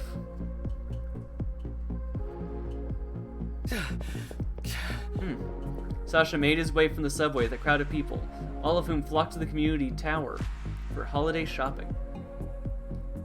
The sight of the atrium that was once Strexa Tower filled him with a mixture of complicated emotions, just like it did every time he returned. As the lights, garland, and decorations that lined the shops did well to ease the tension in his body, though. He dropped to his shoulders and took a step forward. Looking around while he walked, Sasha spotted people strolling about with their families, hands full of shopping bags. Couples were sitting and enjoying hot drinks, while others took selfies by the 3-story tree in the lobby. The floors were polished clean and most of the shops had installed new windows. Not even a crack could be seen in the walls or pillars. It's almost unrecognizable from before. A smile came to his lips without him realizing it. Glad people are finally able to use this place again. Hey. Hey, there you are. Sasha turning his head, his thoughts are melting away at the sight of Dima approaching. Sasha grinned and moved closer, closing the distance between them. Subway's running a little behind, there's so many people here. I know, right? It's kind of amazing. Oh. I got you some Odin while I waited. Hope you like it. The guy behind the stand suggested the radish the most. Dima lifted the bag of carryout with a grin. Nice. Look at you ordering street food. I'm so proud. Sasha beamed up at the other man, still holding the small box in his hand. Dima blinked when he spotted and looked down, his head tilting. What do you have there? As if he had forgotten, Sasha glanced down at the container. He couldn't help but laugh and held it out to Dima. Yeah, my boss sent me home with some extra pierogies, specifically to give to you. Oh, he works at the bakery now! Good! If I didn't know better, I'd say she's trying to steal you from me. Dima chuckled and rubbed the back of his neck, his eyebrows lifting. That's right. She was pretty adamant when we picked up your mom's pierogies, wasn't she? You might have to step up your game. She can have you on the weekends. But seriously, we have to eat these. If my mom sees us at our place, she'll claim them in a heartbeat. If I don't, you will, so I think we're covered. Motioning for Sasha to follow, Dima headed towards a row of shopping boutiques inside the atrium. Digging into the baggies of food, Dima pulled out the Odin and handed it to Sasha along with a plastic Sasha. spoon. You worked a long day, go ahead and eat. Hell yeah. Sasha took a spoon and used it to dig for the tender radish. Savory smell alone made his stomach growl. Yeah, the bakery's so busy during the holidays. I have so many deliveries that I'm only in the shop for maybe an hour every day. Sasha stopped talking long enough to scoop the food in his mouth. His knees felt weak the moment the food touched his tongue. Nice. Holy shit, this is so good. You gotta try this. Sasha cut into the radish and spooned a chunk out, holding it towards Dima's face.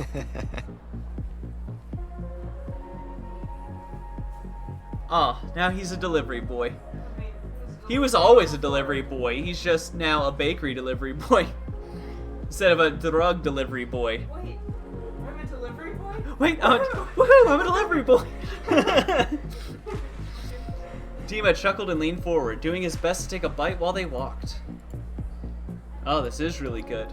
Sasha beamed and scooped another serving into his mouth. I know, right? Dima wiped his mouth on the back of his hand. His eyes suddenly whiter. That's right. Oh, speaking of your mom, I've been stumped on what to get her for Christmas. I thought maybe we could look for something here. I have no idea. Sasha pursed his lips as he tried to think of a good gift. How about a gift card? He shrugged slowly, a sheepish look on his face. We are not getting her a gift card. Sasha sighed dramatically. What about that?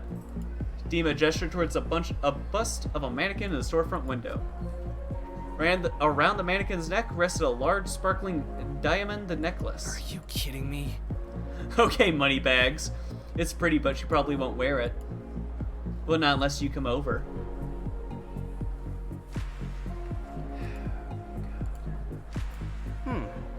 What about your mom? Does she wear this kind of stuff? What the fuck was that? She does, but there's not a necklace in the city my mother doesn't already own. Not surprised. Jeez. How about these? Ha! I hit hide again. Sasha crouched down near the bottom of the window, pointing at a pair of fuzzy cat slippers.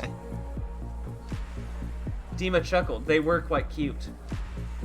I think that's more of a Pav gift, though we do need to get him something Seriously? too. Sasha threw his head back with a groan before straightening back up. So many people to shop for. How am I supposed to know what to get everyone? Dima covered his mouth with his hand and laughed, patting Sasha on the shoulder. We'll figure it out. Are you going to get something for Mishka? Sasha paused for a moment, pulling his coat closer to himself. His expression softened as he watched the Christmas lights twinkle in the window. Yeah, I am. Our therapist suggests I do some act of service for him since that's his love language. Hey. Sounds like you two are working it out. I'm glad to hear it. Setting his hand on Sasha's lower back, Dima smiled. Sasha nodded, the corner of his lips curled up. He leaned into Demas's touch. Hey, Well, what do you know? I only half expected to see you guys here. Sasha whipped his head around, smile widening. Natalie. Her high-heeled boots clicking against the ground, gloved hands were buried deep in the pockets of her fur coat. Enjoy the week off, you two?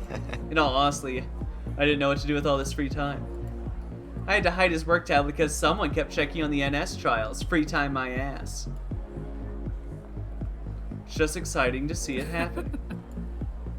Natalie lifted her hand to her mouth and Well. chuckled. Don't get too comfortable. We have a park project to start when you get back from your break. The mayor approved it then? That's great. Thanks to your push, yeah. It went through this morning. And Sasha. Natalie grinned, gesturing to the food stalls. Your street market idea for the community tower is a hit.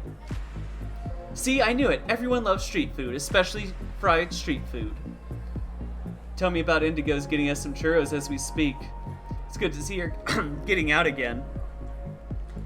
I'm running out of voice juice. It's really good news.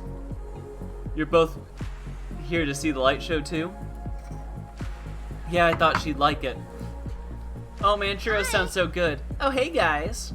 Indigo pranced to the group, leaning against Natalie, holding 2 churros in each fist. Hi. She giggled as she saw Sasha's wide eyes honing on the fried treats. It's good to see you, Indigo. It's good to see you too. Show's about to start, let's go. Just as quickly as she approached, Indigo made her way over to the center of the atrium. Glanced over her shoulder to see where the rest were following. Come on, Natalie, I want a good spot. Natalie smiled, shaking Indigo? her head. Alright, I'm coming. Oh, I want a good spot too. Dima's eyes widened as Sasha grabbed his hand and tugged him toward the crowd, their fingers laced together tight. At that moment, the overhead lights dimmed and the crowd grew quiet. Music filled the hall with a soft thrum, growing louder by the second. Lights twinkled and beat with the music, encouraging sounds of amazement from the children watching the display. Sasha watched in awe, a warm feeling of fondness swelling in his chest. This is amazing! All these people, all this community, this is what the tower should have been from the beginning. His gaze shifted from the captivating show to Dima, who watched the spectacle with a soft smile. Sasha noted the glow of the lights danced over Dima's skin and reflected in his eyes. Sasha felt his heart flutter, and he gripped Dima's hand tighter. Dima did a double take when he realized Sasha was staring at him. The heat of a blush spreading across his cheeks. What? Sasha smirked and lifted on his tippy toes, planting a kiss against the corner of Demas's mouth. The game's fucking over. I don't give a fuck. Any scenes they show after this, I'm gonna be like, nope, too late. We already got the smooch. Nothing. Sasha's heels dropped back to the ground and he leaned his head against Demas's arms. The wool of his coat warmed Sasha's cold cheek. Though the turmoil of the past year weighed heavy on Sasha's heart, nothing could take away from this moment, where the world became still, quiet, safe.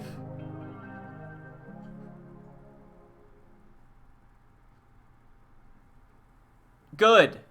Good. You didn't fuck it up by doing another ending. I told you about the endings, bro. Good job, Thrill Switch. I warned you, dog. Oh, you did warn me, dog. I warned you about the endings. Ugh.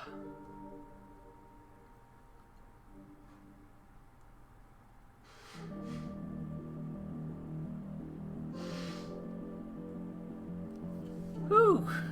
This is like the 4th time I've watched these credits. That was a happy ending. Let's look at the gallery real fast. Extras. Gallery. So I'm missing 2 here. And I gotta be missing like 3. Oh, only 2, okay. Really? Oh, there's 3 pages. Okay, I thought there was only 2. That's why I was like, why am I getting all these extra pictures? Like, if you were to just slightly recolor this shot of Ramon and the shot of him hitting the pool, it's a really good,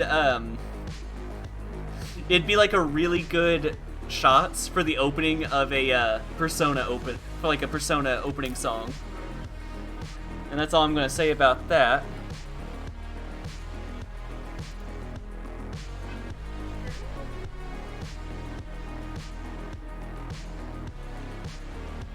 I've been hanging out with the same people lately, so let's go check out Pop again. Queer first-person shooter. I love them. I love their personality. Super positivo. Love, see you tomorrow. More Final Fantasy 2.